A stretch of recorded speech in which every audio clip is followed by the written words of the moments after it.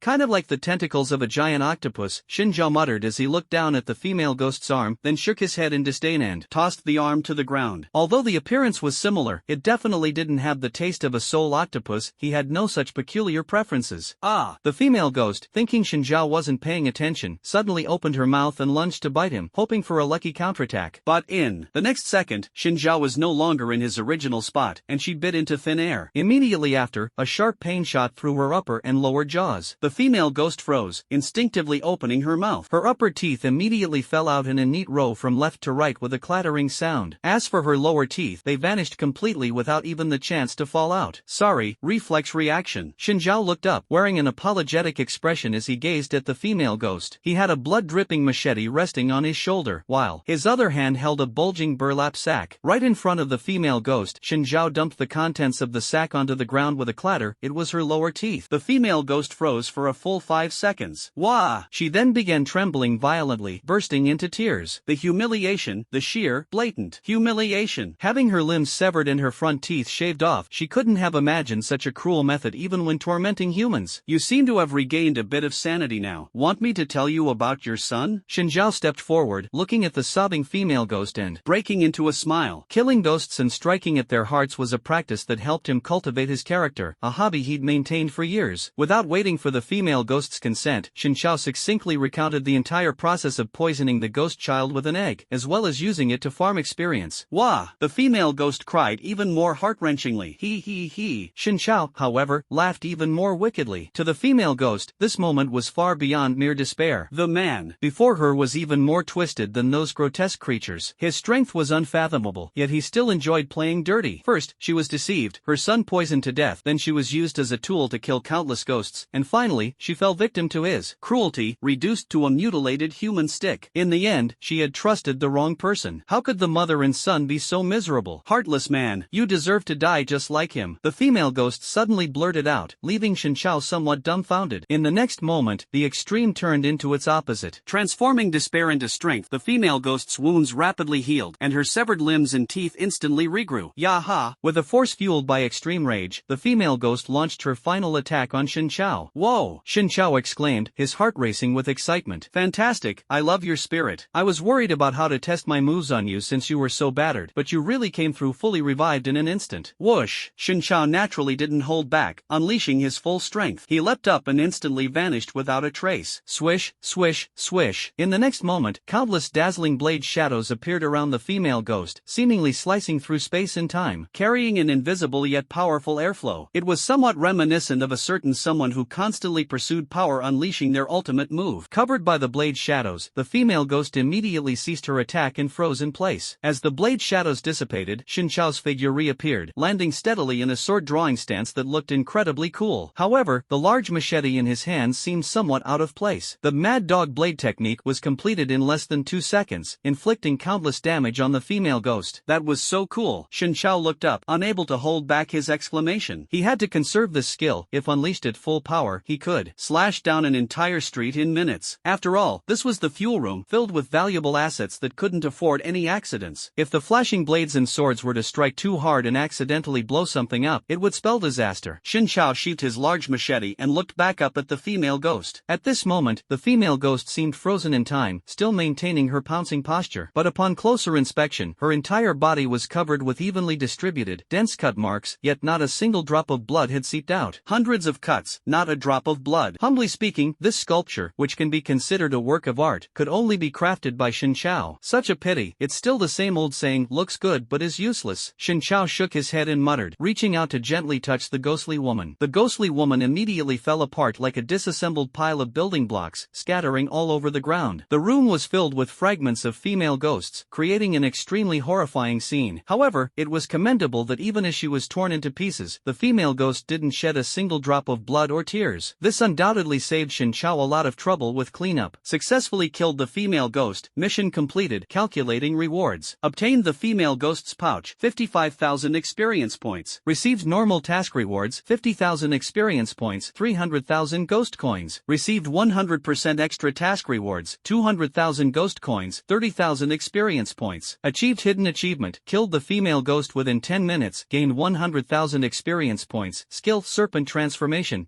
The ultimate hidden quest has been unlocked. This settlement is incredibly generous, far surpassing the rewards of any previous mission. Not only are the extra rewards abundant, but Shin Chao also unexpectedly triggered a hidden achievement. Triple rewards stacked, super multiplied, who wouldn't be tempted? Wait, isn't this its skill? Seeing the newly acquired snake transformation skill, Shin Chao's eyes widened slightly. He had already read the skill description. This skill was quite intriguing. Not only could it elongate various parts of the body, but it could also grow a row of highly lethal blades. More importantly, this skill could serve the dual purpose of scaring people and frightening ghosts. Imagine a person calmly staring at you from a distance, then suddenly their neck stretches dozens of meters, instantly closing in on your face, revealing a ghastly visage with fangs and claws. If it were a deity witnessing this scene, let alone being scared to death, their sanity value would probably drop to zero in an instant.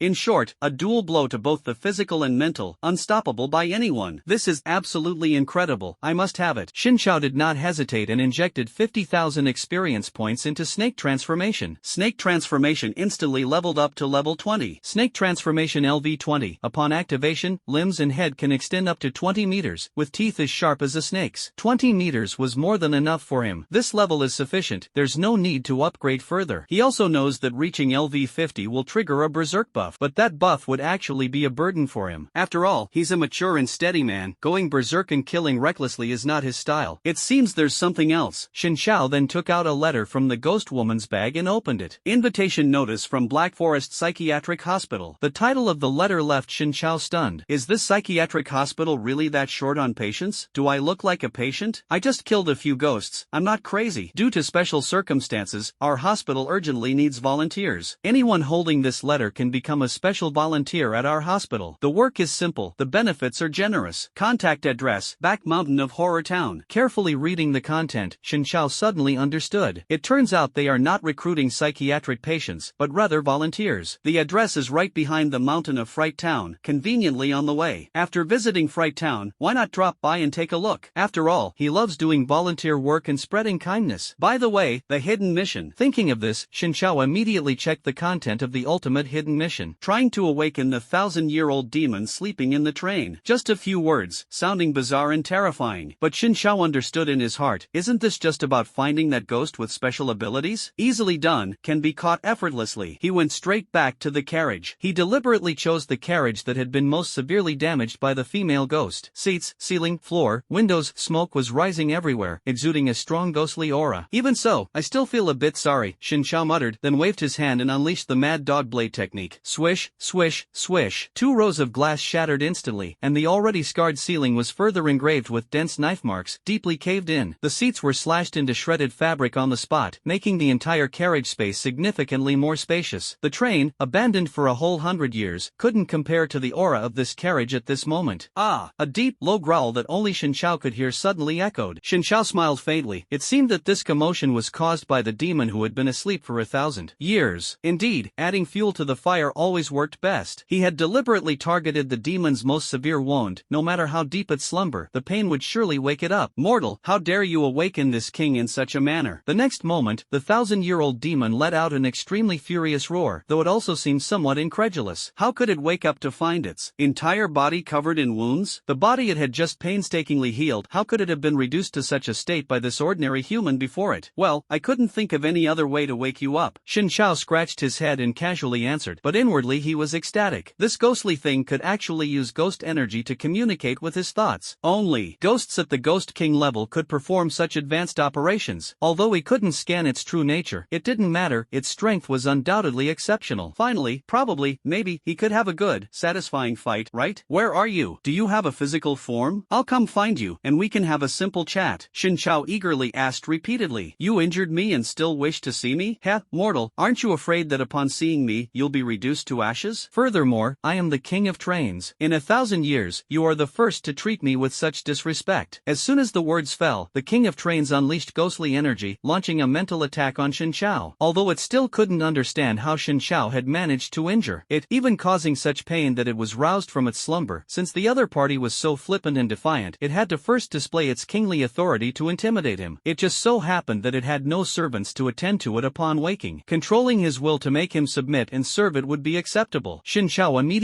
felt a strong mental attack. This wasn't the usual sanity-draining attack, but a high-level psychic assault aimed at controlling the mind. It could be said that an ordinary person wouldn't even need to be actively attacked by it. Just stepping into this train car and sensing a hint of ghostly aura would instantly turn them into its slave. But for Shin Chao, it had absolutely no effect. It was like a clueless child trying to scare an adult from the corner, while the adult had already seen through the act entirely. He could practically see through the other party's every secret. The train king was a bit dumbfounded at this moment. Why wasn't this person reacting at all? Even though it wasn't using its full strength, the intensity of this mental attack should have been enough to make anyone submit. Not just humans, even ghosts at the fierce ghost level couldn't withstand it. Although it had been asleep for so long, it remembered its attack strength very clearly. What was going on? At the very least, there should be some physical discomfort, right? But why was he still smiling at me? Is it done? While the train king was puzzled, Shin Chao spoke up. Is it my turn now? The train king was stunned, and the next moment, he felt an intense sense of eeriness. The massive ghostly energy he had unleashed was actually being devoured by something, then quickly and completely taken over, turning into someone else's ghostly energy? Damn, am I about to be hit by a psychic attack? In fact, the train king's guess was not wrong. Reversal of all laws LV99. This was one of the skills Shin Chao brought back. The effect is actually simple. It reflects any skill released by the enemy with 100% certainty. Shin Chao originally planned to be more disciplined and never use it lightly unless absolutely necessary. But on second thought, if he didn't use it now, what if he never got the chance to use it in the years to come? After all, this was a Ghost King level opponent, and encountering one wasn't easy. Besides, since the other party used an advanced mental attack, shouldn't he show some respect in return? No,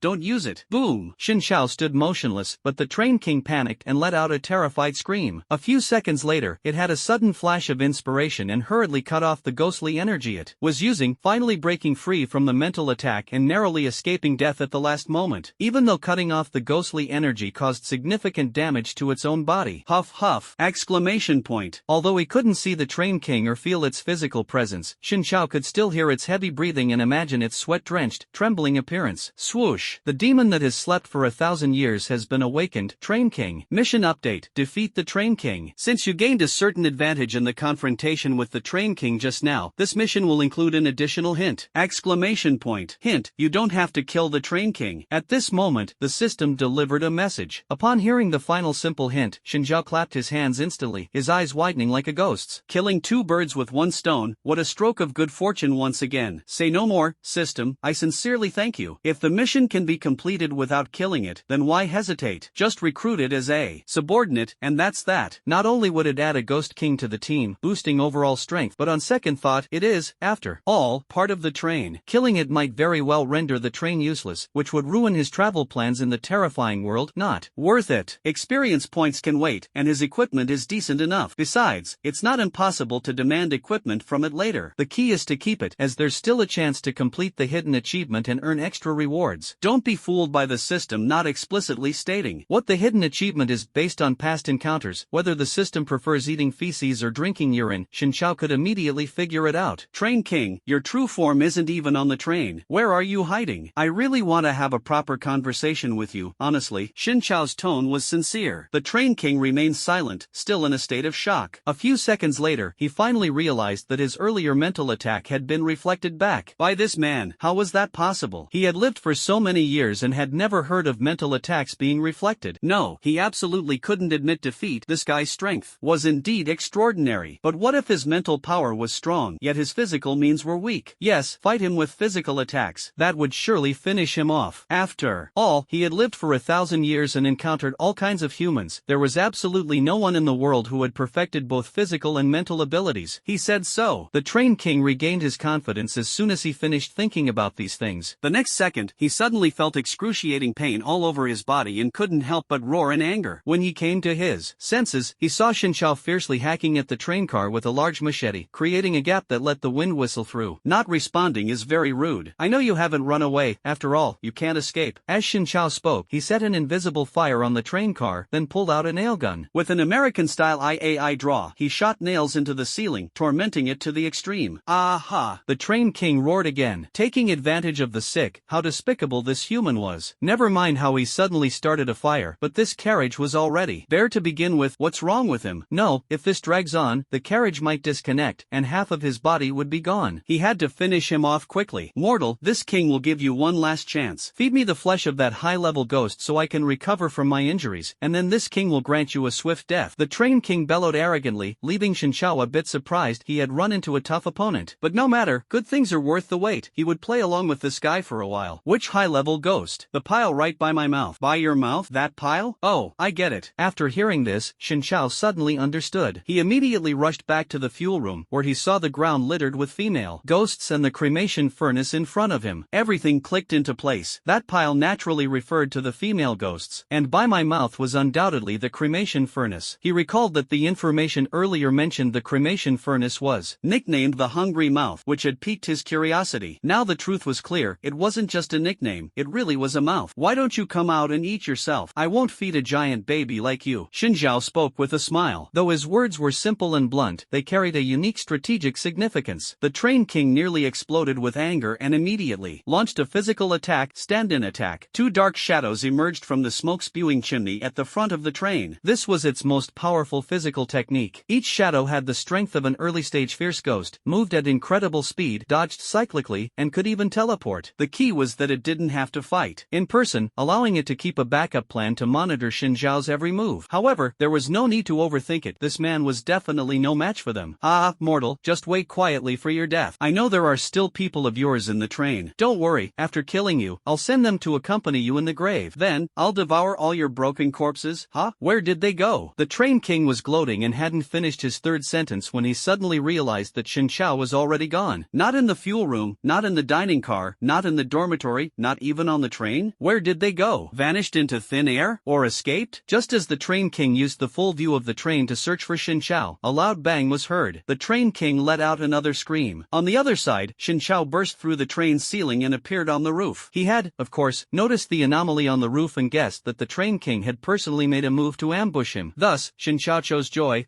to fight seriously. Warning, you are leaving the instance boundary. Please return immediately. Just a few steps away, the system suddenly popped up a warning. Shin Chao ignored it and kept walking. He casually asked the system, didn't you say there wouldn't be any consequences? For now, it seems there aren't any. The system answered cautiously. Then what's the point of your hint? The system was left speechless. In fact, Shin Chao's actions were unprecedented on a global scale. Usually, the activity range of the ghost train instance is limited to the interior of the train. The train ceiling is equivalent to an air wall that no player can pass through. This is a strict rule. But Shin Chao managed to do it, and not by exploiting a bug. He truly broke through the air wall with his bare hands, forcibly creating a bug. Even stranger, after stepping through the air wall, he didn't face any punishment. After all, there were no rules regarding this at all. There was no need for such a restriction in the first place. The system was internally breaking down. What should I do? I don't want to be a system anymore. I really want to quit. It didn't dare to tell Shin Chao the truth, fearing that one glare from him would be the end of it.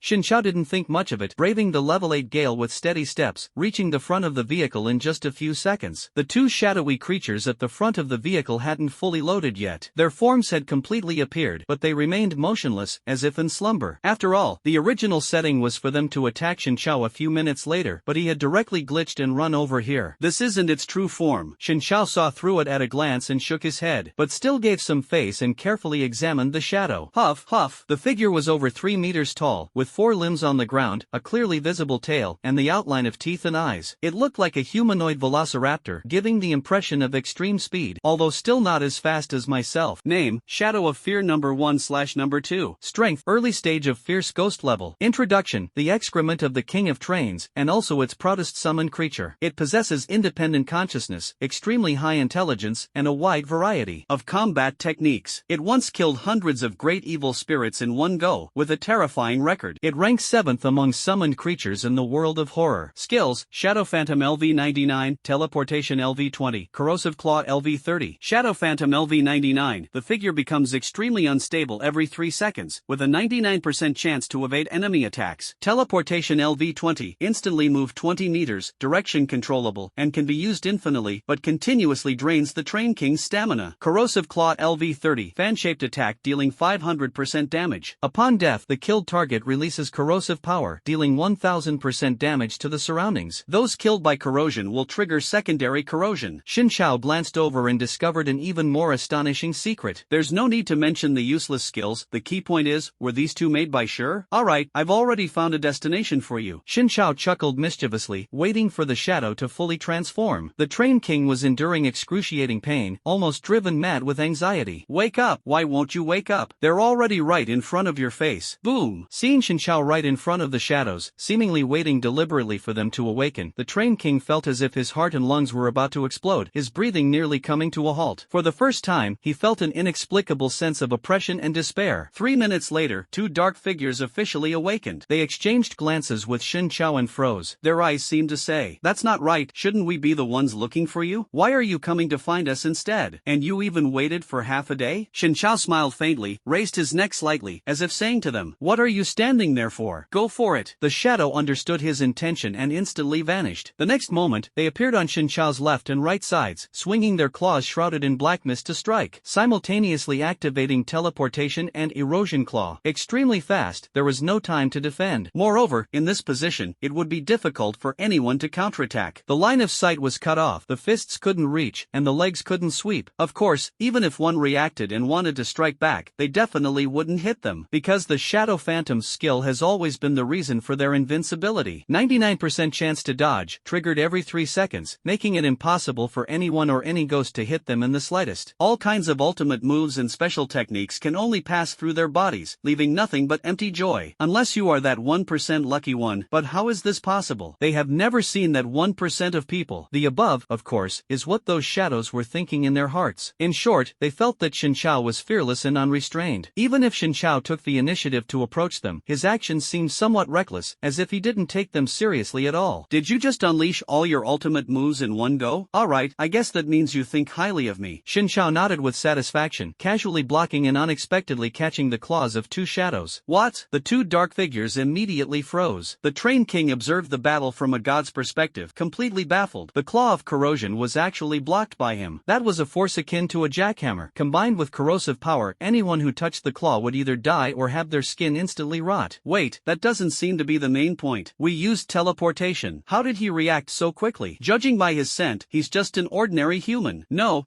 that's not the point either. How did he run into us? A 1% probability actually happened? Even if he was faster than them, it shouldn't have been possible to precisely exploit the shadow demon's opening like that. Are we dreaming? The things we took pride in instantly collapsed in our hearts. Although unwilling to admit it, the bloody reality was right in front of them. Xin Chao had precisely timed his move, attacking them, and even casually caught their claws. Unscathed, motionless, his expression unchanged. Don't just stand there, attack. The Train King roared loudly in reminder. The two ghostly figures immediately drew their other claws to slash. Xin Chao released his grip, stepped back, and retreated directly to 50 meters away. The two dark figures were stunned for a moment. He can teleport too? And his strength is far superior to theirs, at least LV-50 or above? Being skilled in combat and having quick reflexes was already terrifying enough, but now, given the situation, the two dark figures were too frightened to pursue him. Can't even catch up. What's the point of fighting? You'd probably get killed just by messing around. I want to climb back. Me too. The two dark figures turned to look at the chimney. Hey, what do you mean? You can't do that. Do you hear me? Keep going. Give it your all. Don't force me to use ghost energy to destroy you. The Train King could hear their thoughts and immediately stopped their intentions. The two dark figures had no choice but to grit their teeth and continue charging. Their idea is actually both right and wrong. Because Xin Chao didn't use teleportation just now, he simply retreated 50 meters. But what is right is that Xin Chao is indeed toying with them, with no other intention than to torment the Train King. After all, the Shadow's teleportation skill consumes his stamina. Next, Xin Chao dodged the attacks of the two black shadows throughout. One moment he appeared at the back of the train, the next moment at the front, making the two black shadows run around chaotically, like a turtle. From time to time, he would sneak behind them, cling to the side of the carriage, tug at their tails, and then vanish without a trace. In the blink of an eye, he appeared by the tracks again, waving while chasing after the train. In the blink of an eye, I was back on the train, mysteriously shuttling between the dining car and the dormitory. At this moment, the cat in the corner suddenly initiated its serpent transformation, stretching out its long neck and coming face to face with two dark figures. Hey! Facing that pale giant face, as large as a car tire, with with blood-red eyes, a grin revealing large teeth reminiscent of the Forest of Fear. Not only did the two black shadows fall to the ground in fright, but even the Train King was terrified and couldn't help but curse. After several rounds, the two black shadows were on the verge of a mental breakdown. For them, the nature of the situation had completely changed. From the initial pursuit of Shen Xiao to being played around by him and finally turning into a game of hide-and-seek. In the end, it directly turned into a horror game. To sum up, for no matches, can't catch up, can't beat, can't outrun, can't hide. Might as well just kill us directly. Being surrounded by 10,000 ghosts wouldn't feel this hopeless. Shen Xiao, on the other hand, was having a great time, even breaking a slight sweat. Warm-up complete. The two dark figures had no temper left, but they were afraid of being destroyed, so they could only endure with a mournful expression. As for the Train King, he was already exhausted, physically and mentally drained. Even the train's speed had slowed significantly. The words he wanted to use to scold Shen Xiao were stuck in his mind, unable to come out. Because as soon as I opened my mouth, I wanted to foam at the mouth. Don't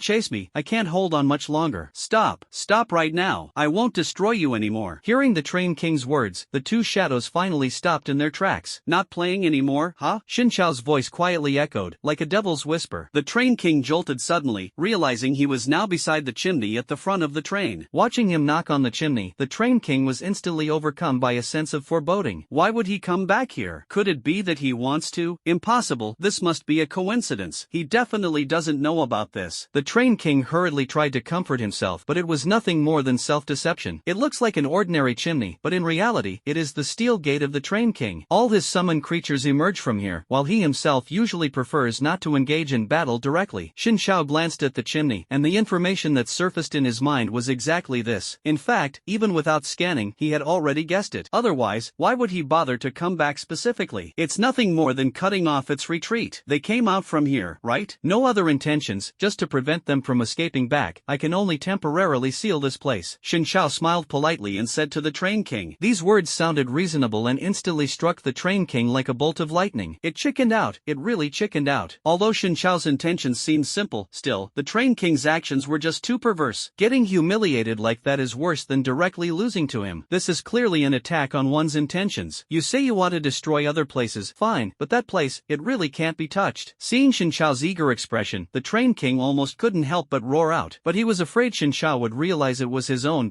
so he forcibly held it back. Shen Xiao felt the ghostly aura of the Train King becoming unusually chaotic. It was clearly panicking like a frightened dog. He gently stroked the chimney, patted it, blew on it, and then tugged at it wildly, until the ghostly aura within the Train King became a tangled mess, and its composure completely collapsed. Shen Xiao suddenly made his move, twisting the chimney directly into a pretzel shape. The movements were clean and efficient. After tightening, not a trace of black smoke leaked from the chimney. Aha! The Train King immediately clenched its buttocks and let out a pig-slaughtering scream. Shen Xiao did not mock it and directly returned to the carriage, where he found two dark figures. Two dark figures were sitting in the aisle at this moment, their eyes vacant, already questioning the meaning of life. Suddenly, they were grabbed by Shen Xiao and swiftly shuttled between the train cars. The two dark figures tried to break free, but it was completely futile, and they could only give up helplessly. Soon, they were brought to the fuel room by Shen Xiao. Sorry, although you are impressive, you're too dirty. I really can't take you in. Otherwise, I would definitely keep you. So, I can only send you back. Shen Xiao explained helplessly to the two dark figures. The two dark figures' eyes immediately lit up upon hearing this. This guy actually wants to spare their lives? That's amazing. He even thoughtfully escorted them back himself. Wait, something's not right here. This clearly isn't near the chimney, but rather, the fuel chamber. The fuel chamber, isn't that the king's mouth? Could it be reversed? Oh no, please don't let it be like this. If it's sent back, the king will definitely be so angry that he'll destroy them. No, there's no way to go back. That furnace can directly burn them to ashes. The train king, who had been in so much pain that his eyes rolled back, suddenly noticed that the two black shadows had already been brought to the large furnace in the fuel room by Shen Xiao, and he was instantly stunned. Why did he come over here again? I'm already like this, and you're still nagging? Wait, why is he still carrying the shadow and getting ready to throw it into my mouth? The train king's emotions changed 3 times in an instant. Finally, he suddenly realized, and his face turned pale in an instant. At this moment, time seemed to slow down. Shen Xiao revealed a wicked smile and waved his hands. 2 dark shadows immediately soared into the air, their movements graceful. Following a perfect parabola, they fell straight into the cremation furnace. Hey, hey, hey, that's wrong. Rebellion, big brother. Until they fell into the furnace, the 2 dark figures were still roaring wildly, struggling frantically with bared fangs and claws. But it was all in vain. They still plunged into the cremation furnace and vanished without a trace in an instant. Whoosh! The furnace devoured 2 black shadows, instantly erupting into a massive burning burst of firelight, as shocking as a bomb explosion. Ugh! The next moment, the Train King began to vomit violently. Is it really that bad? Even if their material is special, they're still yours. Didn't you ask me to feed you? Can these two be worse at recovery than that female ghost? You should be secretly pleased that I put aside my pride to personally feed you. Xinjiao said 3 sentences with a serious expression. Afterward, he returned to inspect the train. Sure enough, the recovery effect of the 2 dark shadows was extremely strong. The train's interior facilities were reorganizing at a speed visible to the naked eye, and the knife marks were gradually disappearing. Not bad. Not only did it recover valuable property, but it also healed the Train King's injuries, and the key point is that it was 0 cost. It's even a self-produced, self-sold renewable resource. Really impressive. Who would have thought feeding sure could lead to a business opportunity? What? Why are you tormenting me like this? What did I ever do to offend you? Did I tell you to feed it this? What I told you to feed it was, woo-woo. The Train King actually started crying and throwing a tantrum at this moment. There was no other way. If it didn't cry, it felt like it would suffocate. After finally becoming a 1,000-year-old ghost king, it ended up being utterly defeated by him. Not only was it completely beaten, but it was also brutally humiliated beyond recognition. After losing, it was even force-fed poop. In its entire life, it had never used such a perverse method of humiliation on anyone else. At most, it just made people kiss the top of its foot. Living was unbearable, but dying felt like a waste. It was simply a torment between life and death. Even if it hadn't exhausted its strength and still had cards left to play, its spirit was already on the verge of collapse. What was the point of continuing to fight? If it had known, it would have just stayed asleep and endured. Why did it have to be so masochistic? Trauma, waking up only to be shrouded in trauma. Ugh. Although that female ghost earlier had also been crying and sobbing, at least she was a woman, and her crying sounded somewhat pleasant. But the Train King? With the voice of a middle-aged man, his crying even carried a hint of whining. After all these years, no ghost had ever managed to scare Xinjiao, but at this moment, he was covered in goosebumps. I still prefer that defiant look you had just now. Can you tone it down a bit? The Train King remained silent and continued crying. Xinjiao suddenly shouted, deliberately interrupting. The Train King immediately stopped crying, occasionally sobbing a few times, looking like a child who had done something wrong, full of grievance. To be honest, it had only intended to play with the child. Glancing at the task progress, it showed incomplete. Clearly, the task would only be considered complete if it successfully subdued the Train King. Stop hiding, come out. I won't kill you. I really want to talk to you. After all, I still need you in the future. Killing you won't do me any good. Hearing this, the Train King sobbed while asking in confusion, really? Xinjiao didn't answer, only smiled faintly. The machete in his hand landed on the ground with a clatter. Although he made no further moves, it directly terrified the Train King. Really, I understand. Ha ha. The Train King quickly answered on behalf of Xinjiao, even letting out 2 awkward laughs. Then this king, no, this humble one will be there right away. It must be you personally. Don't try to fool me with some summoned creature again, Xinjiao sternly reminded. The Train King responded with a series of yes, but muttered to himself, after all the trouble you've caused, what could I possibly summon now? A few minutes later, the door of the carriage slowly opened. The Train King timidly walked in. Xinjiao saw it and slowly stood up, his face full of confusion. In front of him was a little girl with a ponytail, dressed in a provocative succubus outfit, with white hair and red eyes, barefoot, covering her bottom with both hands, tears welling up in her eyes as she looked up at him pitifully, her big eyes glistening. Impressive, really impressive. Xinjiao couldn't help but sigh inwardly, walked up to her, and frowned as he questioned her. Train King, is that you? The Train King nodded. How can you prove it? The Train King froze, his face turned red, and he turned around to look at Xinjiao. A dense red rain was falling in a localized area. Cough.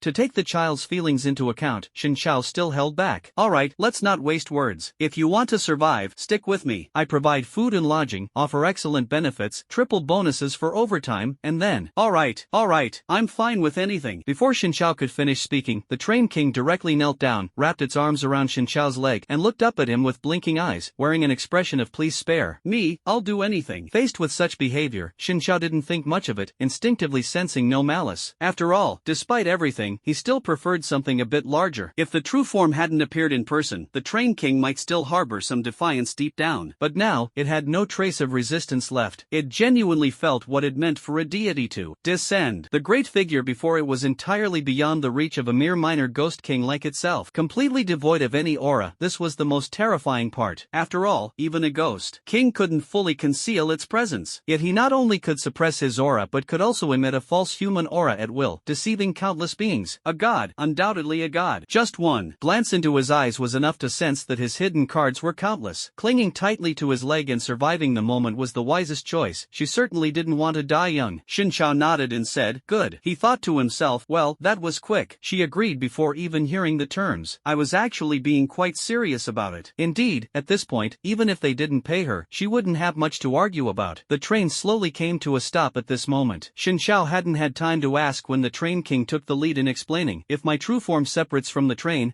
will stop and won't be able to move. Xin Chao nodded in realization, then curiously asked, do you have any other names besides Train King? You can also call me Train King, but please don't make me look like a burly man. I really don't want to turn into a little cutie. It would feel too awkward to call you by your name like that. Nalu, my real name. The Train King immediately replied, with a hint of embarrassment on his face, I really can't change my appearance, this is just how I look. Alright, let's leave it at that. Nalu, go back to driving. Oh, alright, boss. Can I call you boss? Sure. Alright, boss. I'll head back first. If you need anything, you can contact me remotely anytime. After saying this, Nalu gave a deep bow, turned around, and instantly transformed into a shadow, disappearing inside the carriage. Soon, the train slowly started moving again. Congratulations on completing the final hidden mission. Reward, 1 million ghost coins, 300,000 experience points. Congratulations on achieving a hidden achievement, successfully subduing the Train King without killing it. Reward, 500,000 ghost coins, 200,000 experience points, and a space backpack, 5,000 slots. Congratulations on achieving a hidden achievement, exhausting all of the Train King's stamina. Reward, 1 bottle of super stamina potion. After hearing these rewards, Xin Chao couldn't help but cheer. As expected of the Ghost King, its worth actually reaches 1.5 million ghost coins and 500,000 experience points. To be honest, if it were killed directly, its worth would probably exceed 2 million ghost coins and 1 million experience points. No matter how many little ghosts you kill, none of them are as valuable as this big ghost. If only every dungeon had a Ghost King. He took out the 5,000 slot space backpack, and a piece of information immediately popped up. Special space backpack belongs to ghost entities, can be carried by players or ghosts. After reading it, Xin Chao exclaimed, what a great item. The capacity of his own cosmic backpack is definitely larger than this one, and replacing it certainly won't enhance the equipment, but the special thing is that even ghosts can carry this backpack. In this way, sending ghost subordinates to gather materials or purchase supplies would be incredibly convenient, wouldn't it? Or if one day the cosmic backpack can't hold everything, bringing a ghost as a spare mobile backpack isn't a bad idea either. For now, De Zhuang is his most satisfactory subordinate, and since he promised to give it something nice before, he'll leave it for it. Thinking of this, Xin Chao took out that bottle of super stamina potion. Speaking of which, exhausting the Train King's stamina and being rewarded with this potion, doesn't that count as kicking someone when they're down? The system really knows how to play, even better at stirring things up than he is. Top-tier stamina potion, extremely rare, can only be obtained through hidden quests. After drinking, permanently increase stamina by 50%, in every sense of the word. The last sentence of the information was thought-provoking.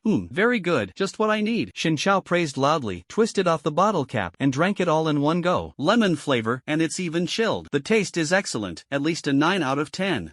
Really invigorating. A few seconds later, Xin Chao clearly felt changes in his body. After all, a 50% increase in stamina is bound to be noticeable. If you drink a few more bottles, your endurance would absolutely skyrocket. You wouldn't even need to take a car, you could just chase the train all night without any problem. He couldn't wait to see how many stamina potions the hidden quest in Terror Town would reward. All the tasks on the train were completed, leaving only the main quest to kill the train boss. Take a rest and meet the boss tomorrow. Reminder, due to completing too many tasks and slaying a large number of monsters today, you have entered fatigue game time mode. In this state, the rewards for slaying monsters and completing tasks are only 10% of the original. This state will be lifted at 6 AM tomorrow. The cold voice of the system suddenly came through. Xin Chao was stunned. There's such a thing? What a coincidence. I was just about to rest, and the system sends me this kind of congratulatory message? It feels, this voice is completely different from the previous system, otherwise, it wouldn't dare mess with me like this. Forget it, maybe I was overthinking. Did the system put on this act just to help me balance work and rest? Alright, then I'll take a complete break today and not kill. I'll try my best. Back in the dining car of car number 1, everyone was still sitting there listening to music, but quite a few people were whispering to each other, looking somewhat anxious. Boss, did the train just suddenly stop? As soon as De Zhuang saw Xin Chao return, he immediately stepped forward and asked, did something happen outside? Do you need help from the security department? No need, it's all taken care of. Just get ready for a big cleanup later. I'll leave organizing the cleanup to you. Thanks for your hard work. Xin Chao smiled slightly and took out a 5,000 slot space backpack, handing it to him. Here, take this. What is this? Da Zhuang took the backpack, his face full of confusion. Your prize. Prize? This can't be right, boss. Da Zhuang was suddenly a bit flattered, wondering to himself that he seemed to have done nothing. The plan plan changed earlier, we didn't even have time to kill ghosts, so that competition about who finishes first was naturally cancelled. But I always keep my word with my own people, and you didn't work hard for nothing just now, so I thought about it and decided to still give you a prize. Hearing Shin Chao's words, De Zhuang was both excited and a little confused. He muttered to himself, I didn't do anything. I just listened to music for over an hour, and that counts as hard work? Wow, you can get prizes just for listening to songs? Is there really such a good thing in this world? De Zhuang almost couldn't help but shout out, even though he still couldn't figure out Shin Chao's operation. As for your subordinates, as well as those from other departments, they will also receive additional rewards. I'll distribute them later, so don't worry. I'll go back and take a nap first. Anyway, the cleanup is organized by you. It's fine if you all keep listening for a while. After speaking, Shin Chao turned and left. De Zhuang excitedly slung the backpack over his shoulders and carefully examined himself in the mirror inside the room. The backpack resembled a mountaineering pack and fit perfectly with his tall and sturdy frame. The key point was that De Zhuang knew this was no ordinary backpack. It was a space backpack that would never be damaged and could store an endless amount of items. Such a luxury item was only occasionally carried by ghost nobles, and he had seen it from afar twice before. Now, such a treasure had been casually given to him by the boss. Not only that, he had successfully come into close contact with it, even wearing it on his back, making it his personal possession. Can I really own something this amazing? For a moment, De Zhuang felt a lump in his throat. Having guarded the train for over a decade, he had been selfless and loyal, never seeking rewards for his efforts, nor expecting any. But now, the reward had come, and it was so generous. Although it wasn't a powerful weapon or equipment, to him, it was the most precious gift of his life. After all, to be honest, neither Paxiang nor the boss had anything this good. I really want to catch up to the boss and kneel to thank him. Forget it, I can't disturb his rest. It's not too late to kowtow later. Quietly wiping away 2 tears, De Zhuang quickly returned to his seat, clutching his backpack tightly in his arms. Shin Chao returned to the room and took out bedding and a pillow from the spatial backpack. These were relics of ghosts. Human skin pillow, soft and comfortable, suitable for both humans and ghosts. Increases mental recovery speed by 20% when used. Human skin bedding, made from exquisite human skin, with a lingering aftertaste. It has 2 sides, yin and yang. The yin side cools you down, while the yang side keeps you warm. It's an essential item for home and travel. What? Dual set effect. When both the pillow and bedding are collected, sleeping for about 3 hours will permanently increase mental strength and physical strength by 10% each. Although the material is somewhat unusual, it looks no different from ordinary bedding and even carries a faint fruity fragrance. Shin Chao didn't mind. What's more, each piece has a beneficial effect, plus a set bonus. After laying out the pillow and covering himself with the blanket, just a simple nap could double his attributes. After covering himself with the blanket, Shin Chao began browsing through the items in his space backpack, much like scrolling through videos on his phone. Soon, he discovered bedding similar to the human skin set. Each set had its own unique effects, along with set bonuses, offering countless permanent boosts. Got it, he would simply switch to a different set every day. No other reason, just a preference for cleanliness. Soon, Shin Chao's breathing gradually steadied, a smile appeared on his face, and his expression was very peaceful. After an unknown amount of time, Shin Chao stretched lazily, let out a big yawn, and got up. The 10% boost in mental strength and power had already taken effect, and he could clearly feel it. The next moment, he sensed someone by the bedside. Turning his head, he saw De Zhuang kneeling in front of him, both knees on the ground, with a look of gratitude on his face. Boss, you're finally awake. The door was only slightly ajar, and through the crack he could see many people standing outside. The environment was quiet, yet it was filled with an atmosphere of sadness and heaviness. Shin Chao was a bit confused, secretly wondering what was going on. Why did it feel like a last-minute entrustment before death? Seeing De Zhuang about to kneel, Shin Chao quickly stopped him. Hey, if you have something to say, just say it directly. I don't want to die. De Zhuang froze for a moment, then hurriedly explained the reward backpack situation to Shin Chao in detail. So that's how it is. You gave me quite a scare. Isn't it just a thank you? It's just a matter of saying it. Why sneak over to my bedside and watch me for half an hour? Shin Chao glanced again at the crowd outside the door, and making such a big scene. The key is that the big cleanup just ended, and everyone is bored out of their minds. De Zhuang explained with a laugh. Shin Chao looked speechless, thinking, just how bored could they be? Did the whole bus really come to watch him sleep? Could it be that his sleeping posture was that impressive? Oh, by the way, boss, there's something else I need to tell you. De Zhuang said directly, the next batch of guests is arriving soon. Should we wait until everyone is here and get straight to it, or go through the motions and put on a show? Another batch of guests? Shin Chao frowned and glanced at the time. It was already 5:30. That's right, normally there are 3 groups of customers, morning, afternoon, and evening. What time do you usually get off work? Shin Chao asked curiously. 11 at night, and 12 when it's busy. Is there overtime pay? Well, it seems there isn't. Hearing De Zhuang's serious response, Shin Chao slowly gave a thumbs up. No need to say anything else. else, he decided that when he saw the boss, he'd take him to pick out a suitable street lamp. No need to entertain them anymore. We'll leave work early, and from now on, this will be our regular quitting time, Xin Chao said without hesitation. There's absolutely no need to hesitate about this kind of thing. To be honest, he's currently carrying a debuff, and killing a ghost only gives a 10% reward, which isn't very meaningful. Better to quit while ahead. Although he didn't kill many today, it was satisfying enough.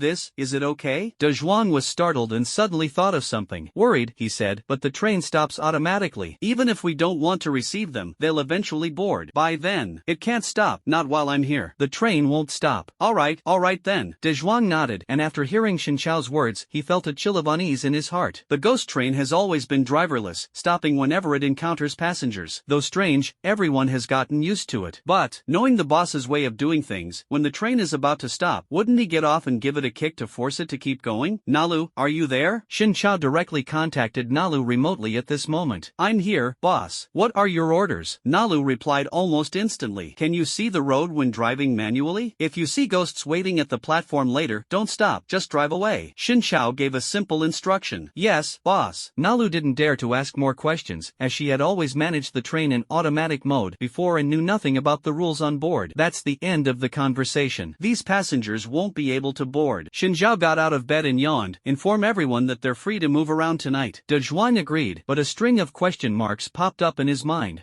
What do you mean the conversation is over? Why can't we get on the train? Boss, are you chatting with a ghost? Soon, the crowd waiting at the entrance heard the news. Their eyes lit up instantly, and they dispersed in a rush. Although, as low-level employees, they had no idea what was happening or why passengers were no longer being received. Not having to work overtime was just too great, wasn't it? Free time, and in the nightmare-level instance of the ghost train no less. This is something they could brag about for a lifetime. In the dark forest, hundreds of ghosts stood in front of the platform, their faces expressionless, uniformly staring at the railway tracks ahead. Combined with the surrounding environment, dense dead trees, a chilling atmosphere, faint wailing sounds, and silent stillness, it was absolutely a scene that could easily drive someone to a mental breakdown. Woo, woo. The ghostly train emitted a dim light as it slowly approached from afar. The moment the ghosts saw the train, their eyes instantly widened, even larger than the train's headlights. It's here. Finally, it's here. That's great. Why is it so slow? I'm starving to death. I've been wanting to have a big feast for ages. Cheers and jubilant shouts followed one after another. Some stuck out their tongues and laughed hysterically, some jumped while covering their faces and crying. Others, after accidentally having their toes stepped on, erupted into arguments and started fighting. The scene was chaotic and bizarre. At that moment, the train sped past directly, showing no signs of slowing down. Instead, it accelerated, disappearing into the distance with a wailing whistle. The laughing ghosts stopped laughing, the crying ghosts stopped crying, and the fighting ghosts stopped fighting. Everyone was dumbfounded. What's going on? The train didn't stop at the station and just left like that? Hey, why did it leave? We haven't gotten on the train yet. Damn, what the hell is this? I spent 50,000 ghost coins on this high-end dinner. Could it be that they ran off with the money? Quick, chase them. Thinking about how they had spent a fortune on the reservation and waited for hours at the platform just for this luxurious dinner, only to end up not eating and not even boarding the train, the ghosts were instantly furious. Like a group of hotheads, they chased after it directly, their mouths sweet as if coated with honey, cursing at the train non-stop. UXZAX. Damned liar, X you to death. The originally eerie and terrifying scene instantly turned comical and ridiculous, making anyone who saw it unable to hold back their laughter. On the other side, Xin Chao and his companions were happily eating in the cafeteria. A chase scene? No one was interested, completely ignoring it, and no one even thought that those ghosts would chase the car. Is everyone here? Perfect, it's time to hand out the bonuses. At this moment, not only was Xin Chao eating, but he also casually handed out the bonuses. What, boss? There's such a good thing? Take it. It's not much, but even if you don't have merit, you've worked hard. Considering that everyone helped clean up so many corpses today, along with his previous promise, Xin Chao gave each person 1,000 ghost coins as a bonus. Without hesitation, those who received the bonus opened the marketplace, planning to buy some good items to repay Xin Chao. After all, everyone had this intention in mind, though it went unspoken. As soon as the store was opened, it was still empty. Why is the store still like this? Has the bug not been fixed yet? Ugh, how long has it been? I'll keep an eye on it. As soon as the bug is fixed, I'll notify you immediately. People whispered among themselves, and some even planned to stay in the mall until bedtime, just to witness the bug being fixed. Xin Chao understood their intentions and appreciated their goodwill, but he couldn't change his habit of monopolizing the mall. Unless they left this place and went to another instance, they wouldn't have a real chance to shop in the mall. Tonight's meal is pretty good, old Wang. Oh, really? I just made made something simple. At the meal counter, Xin Chao got another serving identical to the previous one, 8 dishes and 1 soup. One could only say that Wang Hua's response was very modest. Dezhuang, let everyone know they can take a bath in a while. Xin Chao sat down in front of Dezhuang and gave a reminder. Got it. I was just about to deliver food to those two. Dezhuang nodded, picking through the leftover vegetable leaves and bones on the plate. Oh, by the way, you should wash up too, Xin Chao reminded him again. At this moment, apart from his eye sockets, Dezhuang was already stained red with blood everywhere else. Do I still need to wash? Dezhuang suddenly felt a bit awkward. Xin Chao understood his resistance. It was well known that ordinary ghosts didn't like bathing, and even noble ghosts preferred blood baths. Perhaps it was truly due to a lack of water. Anyway, investigations in the previous life hadn't uncovered any other reasons. If you don't wash, I'll throw you off the car, Xin Chao joked, but Dezhuang took it seriously. He immediately stood up, tore his clothes open from both sides, went bare-chested, and took out a towel and toothbrush from the space backpack. Can I borrow some water when I go deliver food to them? Dezhuang suddenly asked. As long as you don't jump into the water tank to bathe, it's fine. Xin Chao gave a reminder, watching Dezhuang walk toward the water tank. Not long after, everyone learned they could take a bath in the bathhouse and stay in the dormitory. They immediately ran off excitedly to check it out. Upon seeing the clean and tidy dormitories and the spacious and cozy bathhouse, they were instantly overjoyed. Is this really the kind of treatment we can enjoy on the ghost train? There's good food to eat, bonuses to earn, free concerts to enjoy, and so on and so forth. And in the end, it's still not over? There's an ultimate perk too? Never going back. Even if the village hands out gold bars today, I'm not going back. Everyone stripped off their clothes as they rushed into the bathhouse, shouting all kinds of outrageous remarks. Things like, boss, I want to have your children, be your wife, be both your dog and your cat, and so on. In short, they just didn't want to be human anymore. The key point? They were all men. Can only be thankful that Xin Chao didn't bathe with them, otherwise, he would have been caught in a dilemma, and the scene would have been a complete mess. After finishing his meal, Xin Chao came to the window, sipping a cup of hot coffee. Suddenly, he noticed a few red-eyed ghosts outside in the pitch-black night, frantically chasing the train. Liar! Pay back the money! Hearing their shouts, Xin Chao suddenly realized that they were the passengers who hadn't boarded the car tonight. So persistent? They've been chasing for quite a while, haven't they? While admiring them, Xin Chao secretly sighed. He gave them an extremely provoking smile, and the ghosts immediately roared in anger. One of them lunged fiercely at the train. Although it hit the train, it failed to shatter the glass and instead smashed itself to pieces. Special conditions: killed by narrow, no reduction in rewards, plus 500 experience points, obtained the relic of the frenzied ghost. Same as above, plus 500. Same as above, plus 500. Swoosh! Faced with the glass covered in blood and flesh, Xin Chao froze. A few seconds later, he burst into laughter. Thank you, Mother Nature, for your gift. The key point was that these ghosts didn't count as his kills but as Nalu's, so the debuff wouldn't be triggered. Unfortunately, the remaining ghosts had probably fallen behind. If they had shown up earlier, with his ability to stir things up, he might have been able to crash a dozen more to death. Such poor stamina can't even keep up with a train? Even I, an ordinary person, can keep up. At exactly 10:30, the train returned to silence, and everyone went to sleep. Just as Xin Chao was about to take a shower and rest, the system suddenly sent a notification. Notification: due to certain reasons, the main quest has been adjusted. The ghost train boss, originally scheduled to return tomorrow night, will board the train early tomorrow morning from the Fright Town platform. Prepare yourselves for a life and death battle. This news made Xin Chao instantly overjoyed. My goodness, what a coincidence. Returning early and boarding from Fright Town? The system must have arranged this on purpose, right? This is just too disrespectful. Well, there's no choice but to reluctantly kill the boss and head straight to the new instance. Thinking of this, Xin Chao grinned brightly. Nalu, do you know where the Fright Town platform is? Just park the train there. Xin Chao called out from a distance.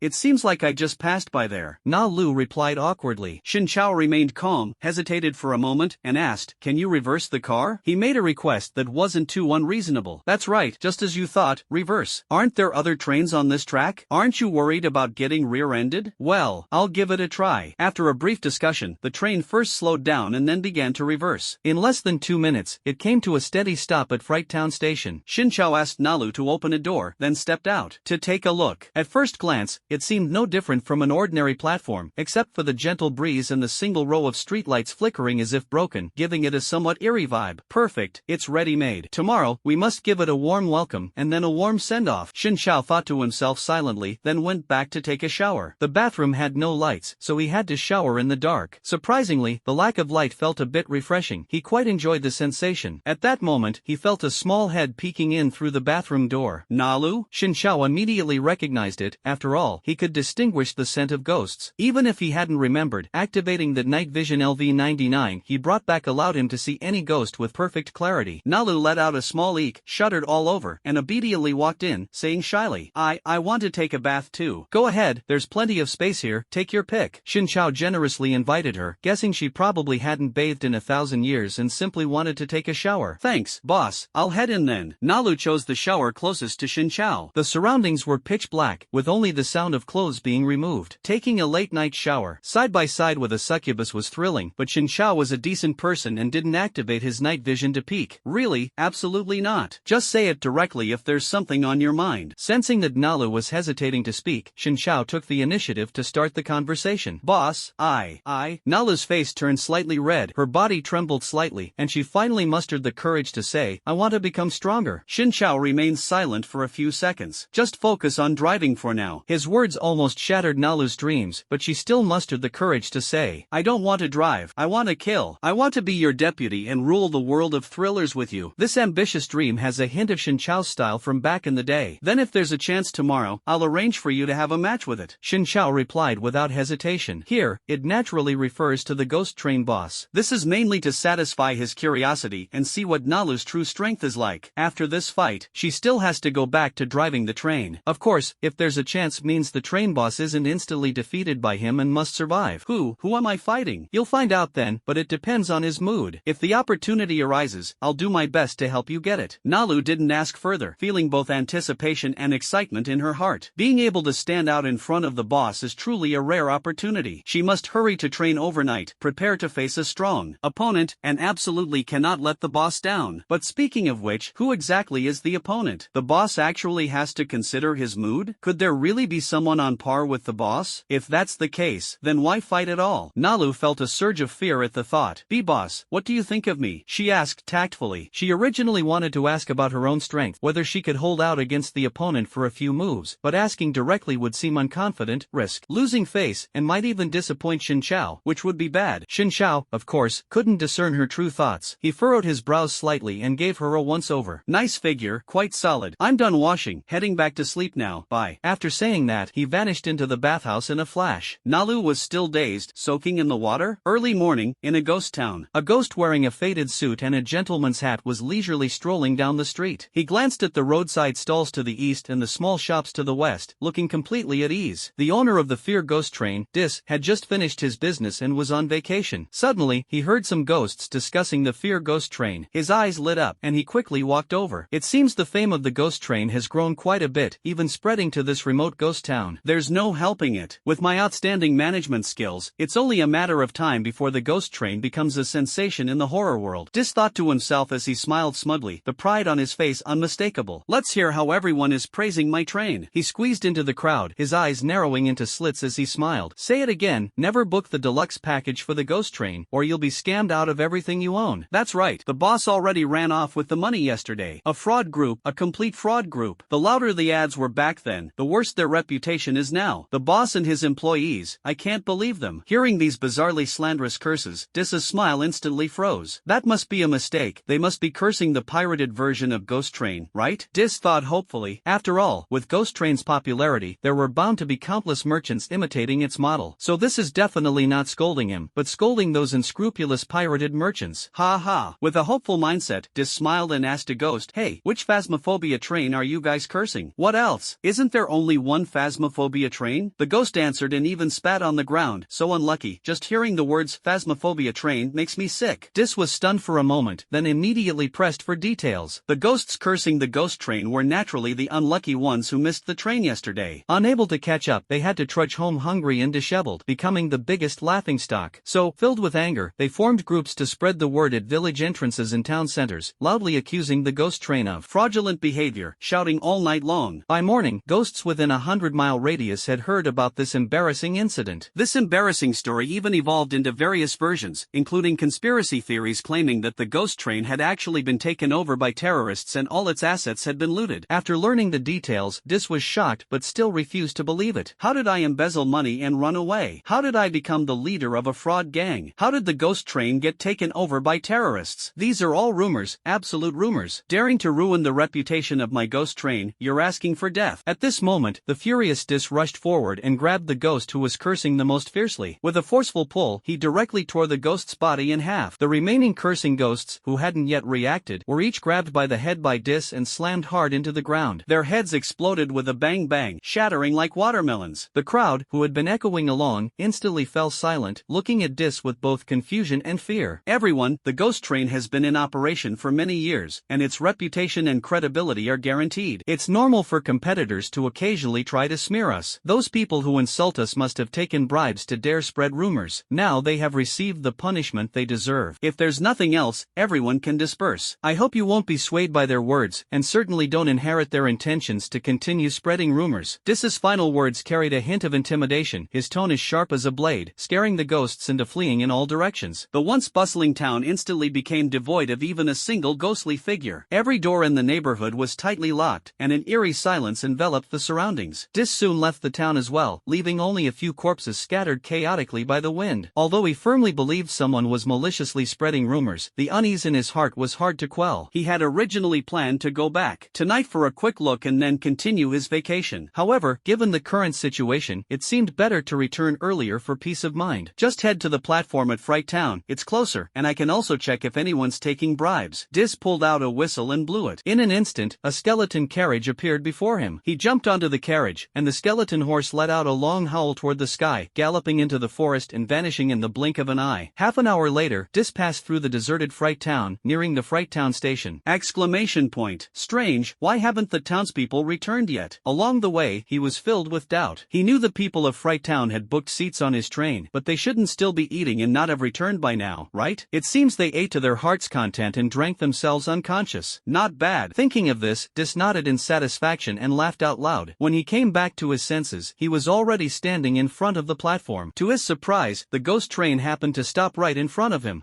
What a coincidence. Perfect. Dis's eyes lit up as he walked toward the train. When he got within 20 meters of the train, he suddenly felt a strange aura and immediately stopped in his tracks. Not only was the atmosphere inside the train airy, but it also seemed to lack many familiar things while containing many unfamiliar ones. More importantly, the car was just parked there, which in itself seemed odd. Logically, if the car was parked here, it should have brought back passengers from Fright Town. But where are the passengers? Where did they all go? Why hasn't a single one come out? Click. Just as Dis was puzzled, the train door suddenly opened. He thought it was an employee who saw him and came out to greet him, so he immediately resumed his haughty demeanor. But when he looked up, the person greeting him was neither Scarface nor Big Zhuang, but a stranger. Moreover, the human scent on this person was so strong it was almost overpowering, as if he was afraid the ghosts wouldn't realize he was human. Are you the boss of the ghost train? Good morning. Xin Zhao greeted with a cheerful smile, extending his hand. Who are you? What do you want? Where are my employees? Dis immediately took half a step back, asking 3 consecutive questions, his vigilance skyrocketing. It wasn't stupid. A regular human daring to cheerfully try to shake hands with it? That was unreasonable. Normal humans would want to stay as far away from it as possible, wouldn't they? Your employee was killed by me. A no, dismissed. Xin Chao deliberately emphasized. Really? Resigned? Who gave you the right? It's not. Dis suddenly realized, this is absolutely impossible. Xin Chao almost couldn't help but laugh, quickly comforting. Calm down, brother, is it possible that the thing you think is impossible might actually happen? As soon as these words were spoken, Dis was instantly flustered and deeply terrified. In the car, De Zhuang and the others had long heard the news that the boss was going to have a bloody duel with the train owner. At this moment, each person occupied a window, curiously watching. Dis naturally saw them. With a glance, apart from the familiar face of De Zhuang, the others were all unfamiliar humans. Does this mean I really misunderstood those rumor mongers just now? My car was really taken over by a group of terrorists? And those terrorists are actually all humans? They even captured De Zhuang? So, were the other employees all killed by them? Impossible, absolutely impossible. Countless questions churned in Dis's mind, and the sudden situation made it difficult for him to accept reality. It's absurd for the employees to die, but surely the nobles wouldn't lose to them too, right? What on earth is going on? The next moment, it thought of the ghost noble in carriage number 1 and hurriedly tried to contact the executor. This group of nobles must be drunk again, completely unaware of what's happening in the train. Otherwise, a mere group of humans would have been easily dealt with by them. The situation is urgent, but it's also unique. It's better to wait and act together with the executors. Hey, executor, are you awake? Come quickly to support me. The train is in trouble. Dis directly pulled out the walkie-talkie and shouted anxiously in front of Xin Chao. Xin Chao hesitated for a moment upon hearing this. Calling for support was fine, fairness mattered, and ganging up on it was indeed unfair. But he certainly didn't mind, as the experience points were free anyway. Anyway, however many he could get, the more the better. But the problem is, why does it have to be them? Forget it, I won't tell it the truth. I'm afraid it might break down and affect its performance. Better to probe indirectly. Are you looking for them? Shin Xiaoqiao waved at Dis, and the latter immediately turned his gaze toward him. The next moment, Shin Xiao deactivated the luxurious concealment skill. A body adorned with gold and silver jewelry in the executor's robe instantly appeared. Dist,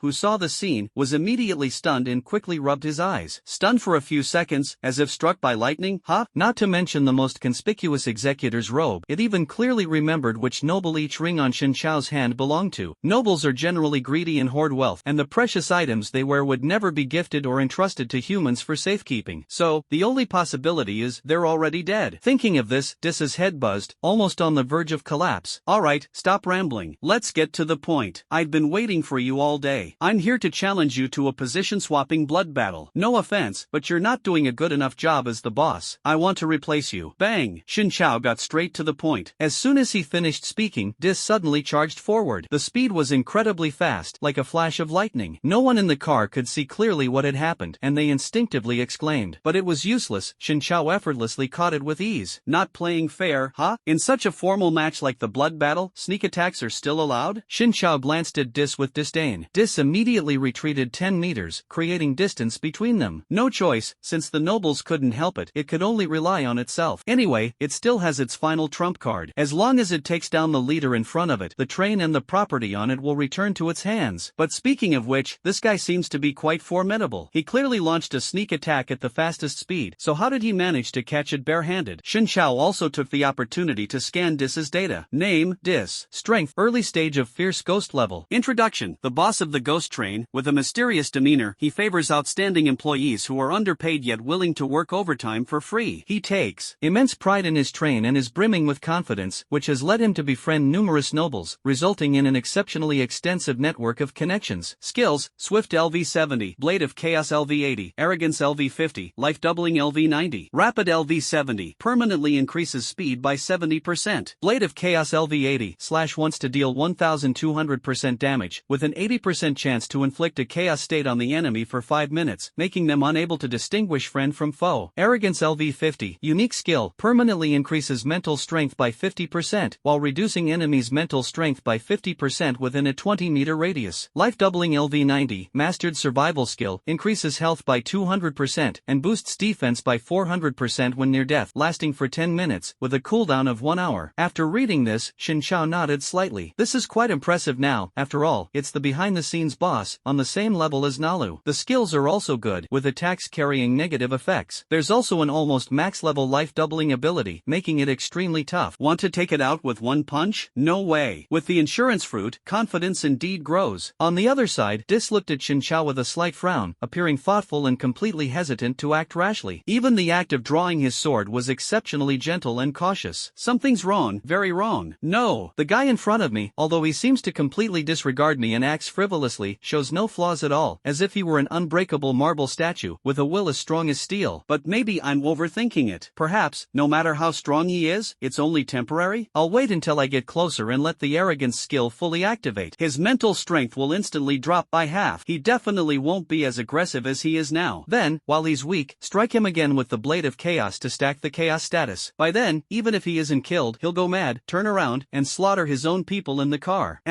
It's just such a process, no need to overthink it. A mere human leader, haven't we killed plenty of them before? I bet he'll turn around and chop down his own underlings, leaving them completely baffled, right? Looks like we can win this battle easily without even revealing our trump cards. As Dis thought about this, he suddenly noticed that Shin Xiao had also taken out a weapon. It wasn't a gun, nor a cannon, but a bundle of rope? Is this supposed to be a weapon? Is he here to fight? Watching Shin Xiao swing the rope end, straighten it out, Dis immediately realized that this was no ordinary rope, it was a weapon exclusively used by certain nobles. That's right, his judgment was spot on. This rope was indeed extraordinary, and it was even perfectly suited for him. Whip of Humility, a demon-level weapon that deals 50% extra damage to those who are arrogant and domineering. Shin Xiao accidentally discovered this whip deep in the weapon stash of his backpack. He once suspected that some ghostly noble had secretly schemed and specially customized this weapon for Dis. Thank you, ghostly noble. No matter how I look at it, I can make good use of this rope. You're going to fight me with this crude and shoddy piece of junk? Can't you get some decent weapons? After all, you killed so many nobles. Dis couldn't help but sneer sarcastically. He had always been condescending, enjoying mocking others from every angle. There is no weapon more suitable for you than this, Xin Chao replied indifferently. Dis was a bit confused. How could this weapon possibly suit me? Could it be that there's something wrong with your head? The next moment, Xin Chao cracked the whip with a sharp snap, and slowly walked over. Alright, come on, get a little closer. Dis immediately burst into laughter and rushed forward, ready to clash weapons with Xin Chao. He was very confident about this fight. After all, the other guy must have something wrong with his head. With so many powerful weapons at a noble's disposal, why would he choose to fight him with a lousy whip? Moreover, once he enters his attack range, he will be affected by arrogance. With half his spirit gone, his strength and speed will naturally be greatly reduced. Still want to fight head-on? Compete with me, Dis? Do you have what it takes? I'll just smack. Just as Dis raised his blade to launch an attack, a crisp sound rang out. Immediately after, he felt a burning pain on his left cheek, followed by a sensation of swelling and numbness. Dis let out a sharp hiss and staggered back several steps. Shut up. Pain? Damn, it hurts. What the hell is going on? I didn't see anything. Was I punched? Just as Dis was dumbfounded, Xin Chao swung his whip and slowly approached him. Without hesitation, Dis immediately prepared to unleash his ultimate move, Blade of Chaos. Snap. However, the skill was interrupted the moment it was activated, and Dis took another hit on his right cheek, producing an exceptionally crisp sound. Damn, what the hell is this? Dis retreated again, unable to hold back a curse. He touched his face, which had quickly swollen like a big steamed bun, so much so that even he could barely recognize himself, with drool dripping uncontrollably. Looking up, Xin Chao still wore a smile, calmly and unhurriedly walking toward him. Although he still hadn't figured out how he got punched twice, Dis did not back down. He took the initiative to charge forward, once again unleashing the Blade of Chaos. Blade of Chaos. Smack. Chaos. Snap. Cha. It's me. Snap. It's you. It's me. Clap clap clap. Aha. After taking countless hits, Dis finally couldn't bear it and turned to run. At this moment, his face had become an extremely rare work of art, bloody and mangled, with a crooked mouth, slanted eyes, and missing teeth. If thrown in front of the ugliest ghost in the world, it would probably scare them into jumping up. Only then did Dis realize that Xin Chao wasn't using his fist but was whipping his face with that broken whip. After all, being whipped at such a high frequency in such a short time, it was impossible for him not to see the truth. He sprinted all the way and stopped at the crossroads of Fright Town, panting heavily and looking around. After confirming that Xin Chao hadn't caught up, he let out a long sigh of relief. When checking his status, he suddenly realized that the final effect of life doubling had already been triggered. If it weren't for that 400% defense, he probably wouldn't have lasted. Who would have thought I almost got whipped to death by a single lash? Looks like I'll have to use my trump card. This guy really has some skills. Dis took out various potions, drank them heartily, quickly recovering his strength while gaining multiple temporary buffs. I was careless, underestimated this guy. If I had known, I would have drunk the potions before going up. Oh, I see, he muttered, still filled with doubt in his heart. This was simply a world-class unsolved mystery. Why is he so fast? How can his attack power be so strong with just a whip? He's so close to me, why isn't his mental strength affected at all? Why can't I use a single skill? Suddenly, a rustling sound came from the bushes, interrupting his thoughts. Dis quickly turned his head, slashing the chaos blade fiercely at the bushes. The bushes were instantly shattered into pieces. A small snake darted out from within and quickly fled in the opposite direction. Oh, so it was this thing. It gave me a scare. Dis smiled and said, I thought it was him. As he spoke, he turned his head and suddenly bumped face to face into Xin Chao. At that moment, the surroundings fell into a deathly silence, as if time had frozen. Because the Xin Chao before you is no longer the normal Xin Chao, but rather the snake-transformed Xin Chao. Even more bizarre, Xin Chao is actually in the tree. To be precise, that giant monster with a ghostly face and a snake's body is stealthily lurking under the tree, slowly approaching you. At the moment you turned around, it opened its bloody maw behind your head. Dis was so terrified on the spot that his soul nearly left his body, his mouth opening even wider than Xin Chao's. Mental strength instantly plummeted by 50%. With a strong stench of urine, he scrambled and crawled back in retreat. This won't do either. Running away as soon as we meet. Do you think I'm easy to bully? I haven't even done anything yet, and you're already about to give up? Xin Chao couldn't help but complain a bit, reverted to human form, and leisurely followed with a rope in hand. Although Dis was almost scared to death, he still retained a bit of rationality. It pulled out a string of bells and sprinted madly toward the ghost train. It decided to play its trump card, and the ghost train was its trump card. Until now, no one knew it had this card. The operation is very simple. Just shake the bell in your hand to awaken the millennial demon sleeping in the train. It is said that this demon is inherently aggressive, killing anyone it sees, but it has a fatal flaw: extreme greed. As long as you propose a condition it cannot refuse, you can get it to help you. Spending money to have it deal with this lunatic, though it feels excruciatingly painful, is still better than watching others strike it rich. But there's no choice. As long as the green hills remain, there's no fear of running out of firewood. At worst, leave some capital, retire in the future, and live a low-profile life. Soon, Dis returned to the train. Close the door quickly. De Zhuang saw this scene and hurriedly raised his hand to close the car door. Dis also watched De Zhuang's actions, thinking, why are you closing the door? Aren't you still a captive? Forget it, I wasn't planning to go in anyway. I guess this kid is already scared stiff. Hang on, brother, we'll get you out in a moment. Dischong De Zhuang revealed an encouraging smile, then began shaking the bell. Ding-ling-ling, ding-ling-ling. At this moment, Shen Xiao just caught up and saw the bell in its hand. The Millennium Bell, Dis's ultimate trump card. As long as it is shaken, it can awaken the Millennium Demon sleeping inside the car. After signing a contract with the demon, Dis can gain its assistance. The information flashed by, and Shen Xiao frowned and took a breath. See, a 1,000-year-old demon? Could it be? Goodness, truly impressive. The next moment, Shen Xiao suddenly came to a realization. Isn't the 1,000-year-old demon Nalu? This is so interesting. This is truly a godsend. Kill two birds with one stone. Not only can we give Dis a hard slap, but we can also let Nalu spar with it. It's really not that I'm deliberately messing with you. This situation is just too coincidental to avoid. Shen Xiao thought of this and shook his head sympathetically. You're too late. Haha, I've already played my final card. You shouldn't have held back at the time. Now look, I can launch a counterattack from the brink. Dis laughed wildly while speaking to Shen Xiao. Shen Xiao remained silent, communicating with Nalu from a distance. Nalu, how are you feeling now?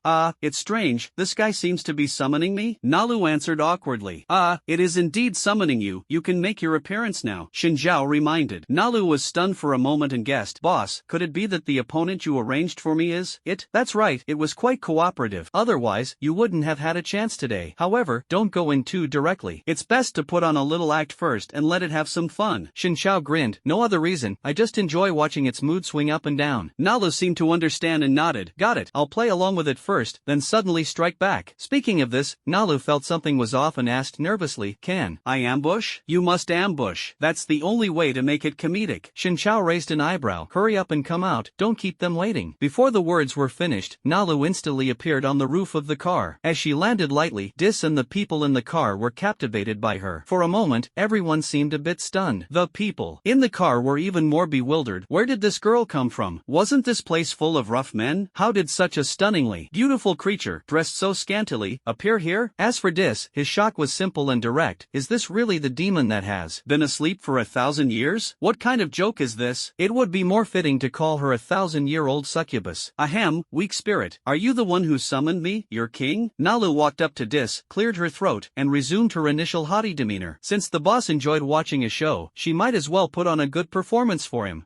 Yes, it was me. Dis broke out in a cold sweat and immediately dropped to one knee. It seemed he had overthought things earlier. This aura, this oppressive feeling, truly resembled that of a millennial demon. After all, millennial demons possess the ability to transform into countless forms, so taking on this appearance was not surprising. Perhaps her true form was a twisted and terrifying monster. So, what business do you have with this king? Honorable king, I will speak plainly. I am willing to offer half, no, 1/3 of my wealth in exchange for this fellow's life. As he spoke, he pointed viciously at Shen Xiao. Shen Xiao spread his hands innocently and blinked his eyes. Really? If that's the case. Nalu stopped mid-sentence, turned her gaze to Shen Xiao, and raised her eyebrows at him, as if asking, should we keep acting? Shen Xiao also blinked, indicating, up to you. Dis noticed the exchange of glances between the two and vaguely felt something was off, but didn't think much of it. Alright, but, Nalu cast a meaningful glance at Dis. I get it. Dis quickly nodded, showing sincerity, and instantly pulled out a huge pile of gold, silver, and jewels, stacking them in front of Nalu. The people in the car were dumbfounded at the sight of the mountain of treasures. In their entire lives, they had never seen so much wealth. Picking up just one piece could probably make them millionaires. Although Nalu was greedy, what she craved was not money but power. Even if Shen Xiao didn't know her and Dis summoned her to buy her off with money, the result would only be to anger her, leading her to give Shen Xiao a couple of slaps to vent her frustration. But at this moment, to cooperate with Shen Xiao and play her part in this act, Nalu still pretended to be impressed. Not bad, but there's more. Dis guessed that this millennial demon would raise the price on the spot, and quickly took out the skeleton horse whistle. With a single blow, the skeleton carriage instantly appeared in everyone's view, shocking everyone inside the vehicle. This skeleton horse is worth 8 million ghost coins. It can be used to travel the world or to conquer the battlefield. Extremely noble, no matter how you look at it, it's perfect for you. As soon as Dis finished speaking, Shen Xiao behind him lit up with excitement. It really is quite suitable.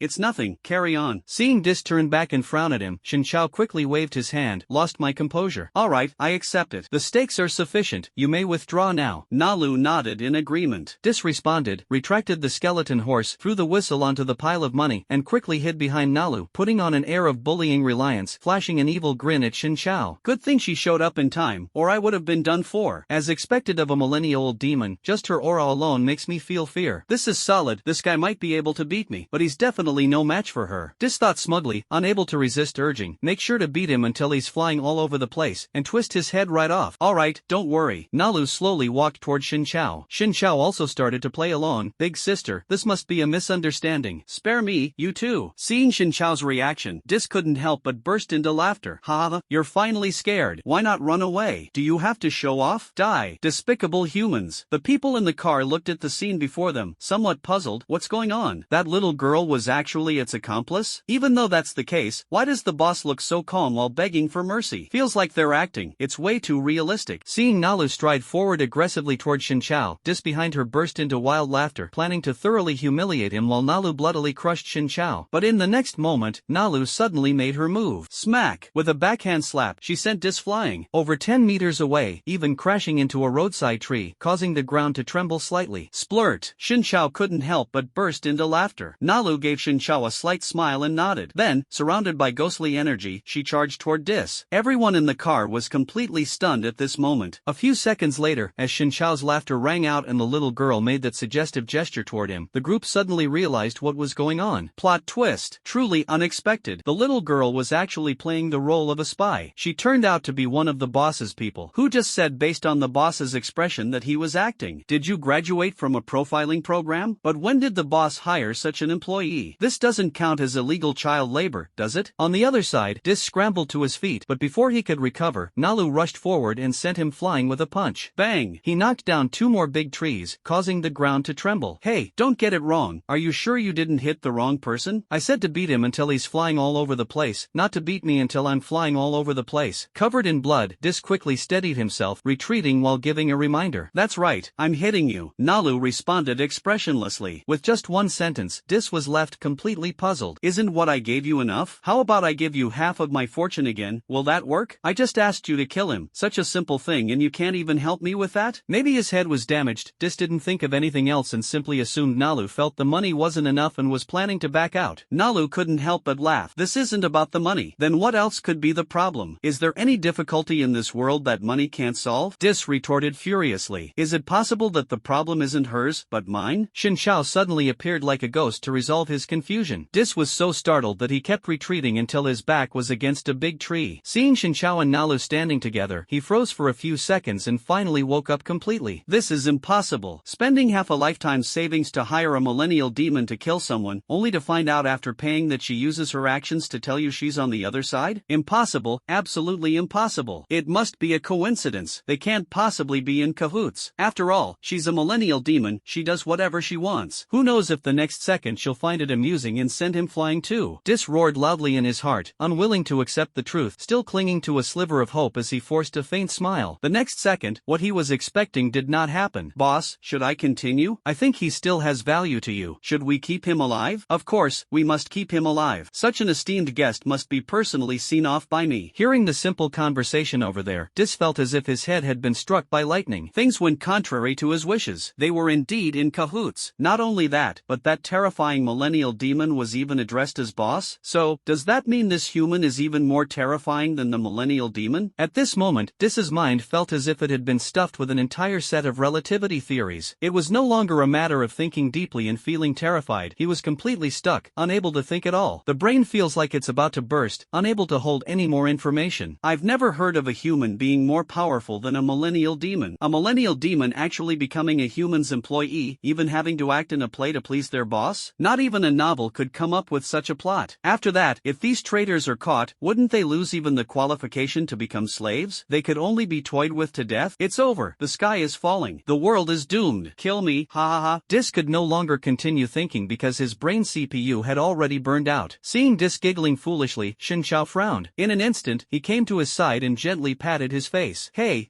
don't scare me. I know you're anxious, but don't rush just yet, okay? Woo woo woo ah, just kill me. Dis didn't respond at all, suddenly crying and laughing. Shin Chao fell silent. Oh no, it seems like I've driven the ghost crazy. This can't really be my fault. I didn't even do anything excessive. Just Just now I was saying you were quite considerate, but now you're really slapping me in the face. You know, it's not easy for Nalu either. She's already tight on time driving all day, and she finally managed to get a chance to spar with you. But no, you go crazy and don't show up, standing up the poor girl. I was even looking forward to watching a high-level 1v1 match. Everyone's time is precious, you know. Sigh. Swoosh. Hoisting up dis, Shinjao chattered on incessantly like a gossiping housewife. Hey, boss, what on earth is going on here? Nalu ran over, her face full of confusion, and asked, didn't you see? Stunned, Nalu almost froze as well. After all, she had never encountered such a situation in her life. How could someone suddenly become dumbfounded for no reason? She clearly hadn't used much strength just now. This guy might not be as strong as her, but surely hitting a few trees with his head wouldn't make him lose his senses, right? Damn, if this goes on, won't the fight be unable to continue? Wouldn't that mean I trained all night for nothing? Watching Shinchao's gradually receding figure, Nalu sat weakly on the ground, the corner of her mouth twitching slightly, staring blankly for a long while. Feeling like crying but without tears, full of grievance, it felt even worse than being spied on while bathing. Over on Shinchao's side, he had already walked under the street lamp, pulled out the whip of humility, and swiftly wrapped it around Dis's neck. Kill me, kill me. D the fool was still muttering softly. Alright, right away. Shinchao climbed up the lamppost, holding DC in his hand. After reaching the top, he threw it forcefully. The whip of humility swiftly coiled around the lamppost several times, and after finishing, tightened around Dis's neck, suspending him in a perfect hanging position. Dis rolled his eyes, stuck out his tongue, and let out a choking sound, looking even more like a complete fool. Okay. Although the process was unexpected, the outcome is perfect. Shinchao jumped down, carefully examining his masterpiece, and nodded in satisfaction. Inside the car, De Zhuang and the music ghost saw this scene and could only simply interpret it as Shinchao hanging Dis to death. Meanwhile, the others had already begun to feel a deep sense of respect. Instant understanding. Who wouldn't get it instantly? Even if the species are different, it looks even more thrilling. Moreover, in terms of difficulty, hanging a ghost is much harder than hanging a person. Truly worthy of being a big shot, effortlessly accomplishing what they couldn't. In an instant, cheers and applause erupted inside the car. Shinchao also received a system prompt amidst the applause. Congratulations on killing Dis and becoming the new boss of the ghost train. Congratulations on completing the main quest. Quest rewards, 800,000 ghost coins and 200,000 experience points. Obtained Dis's personal account, totaling 10 million ghost coins. Obtained Dis's pouch, valued at a total of 15 million ghost coins. Congratulations on achieving the hidden achievement, driving Dis mad before killing him, earning 500,000 experience points. The pile of valuables Dis just took out has been automatically gathered into the pouch. Hearing this, Shinchao couldn't help but let out a soft sigh. Goodness, a millionaire, even wealthier than he had imagined. The experience points added up to 700,000, even more than what Nalu had given. What a huge treasure he had stumbled upon. Before Shinchao could take a closer look at Dis's bundle, the system sent another notification. Congratulations on clearing the ghost train. Rewards are being calculated. All players survived. Reward plus 20%. Forced or persuaded the ghost to join the human camp. Reward plus 30%. Discover the task and complete it perfectly. Reward plus 30%. Actively help uncover bugs in this instance. Reward plus 10%. Final rating, SSS+. Received 400,000 ghost coins, 180,000 experience points, 5 potent enhancement potions, and 4 tail boss skill extraction books. SSS plus level clearance rewards stack in various ways. Although they don't seem as generous as mission rewards, Shinchao is still very satisfied. After all, these rewards are something ordinary people can't obtain. Just looking at them is extremely precious. To be honest, ordinary people wouldn't even dream of SSS plus level rewards. They'd be overjoyed just to get A-level rewards. Having received so many rewards from start to finish, he is naturally content. Come, let's unbox and inspect the goods. Shinchao opened Dis's bag. A dazzling array of items spilled out everywhere. Impossible to take it all in, definitely worth 15 million ghost coins, no doubt. Just the food, clothing, supplies, and weapons alone could sustain an entire army. Not to mention that he would be using it alone for several years. Of course, among all the items, the most captivating one was this skeleton horse. Taking out the skeleton horse whistle, Shinchao blew it once. The skeleton horse carriage instantly appeared in front of him. The skeleton horse is at least twice the size of an ordinary horse. Its hollow eyes are large enough to fit 2 fists, making it extremely terrifying. However, when facing its new master, Shinchao, it is exceptionally gentle and loyal, even wagging its rope-thick tail cheerfully. Shinchao stood on tiptoe and patted its head. By the way, I scanned the skeleton horse. Early stage of fierce ghost level, equivalent to Dispin level. The skill is Charge LV99, which allows it to charge at enemies, dealing 2000% damage and causing bleeding with a 100% probability. It can definitely be called a warhorse. Casually tie it at the entrance of any replica, and just by standing standing there, no ghost would dare to approach. That's the deterrent power of one kick per ghost. Of course, for himself, the most important thing is the convenience of traveling. After all, the train definitely can't enter the forest. Sitting in the carriage, Xin Chao took out a potent enhancement potion. Potent enhancement potion, after use, all attributes increase by 20%. There were a total of 5 vials, and using them all would perfectly boost all attributes by 100%. A total doubling. Without hesitation, Xin Chao consumed them all. Boom! A powerful force instantly filled the entire body, then a portion of it was released, causing the ground to tremble continuously, even emitting a deep rumbling sound. Another earthquake. Strange, why did I say another? Damn, this power is no joke. Let me go steady the chair first. The people in the car, including Dezhuang, were startled and quickly moved away from the window. After the earthquake stopped, Xin Chao felt extremely relaxed, even more comfortable than having a full-body massage. He took the opportunity to check his own strength. It was neither at the soul-stirring level nor the world-destroying level. Instead, it displayed plus. Xin Chao's heart sank. These 4 question marks and 4 plus signs left him completely baffled, but they should be considered quite impressive.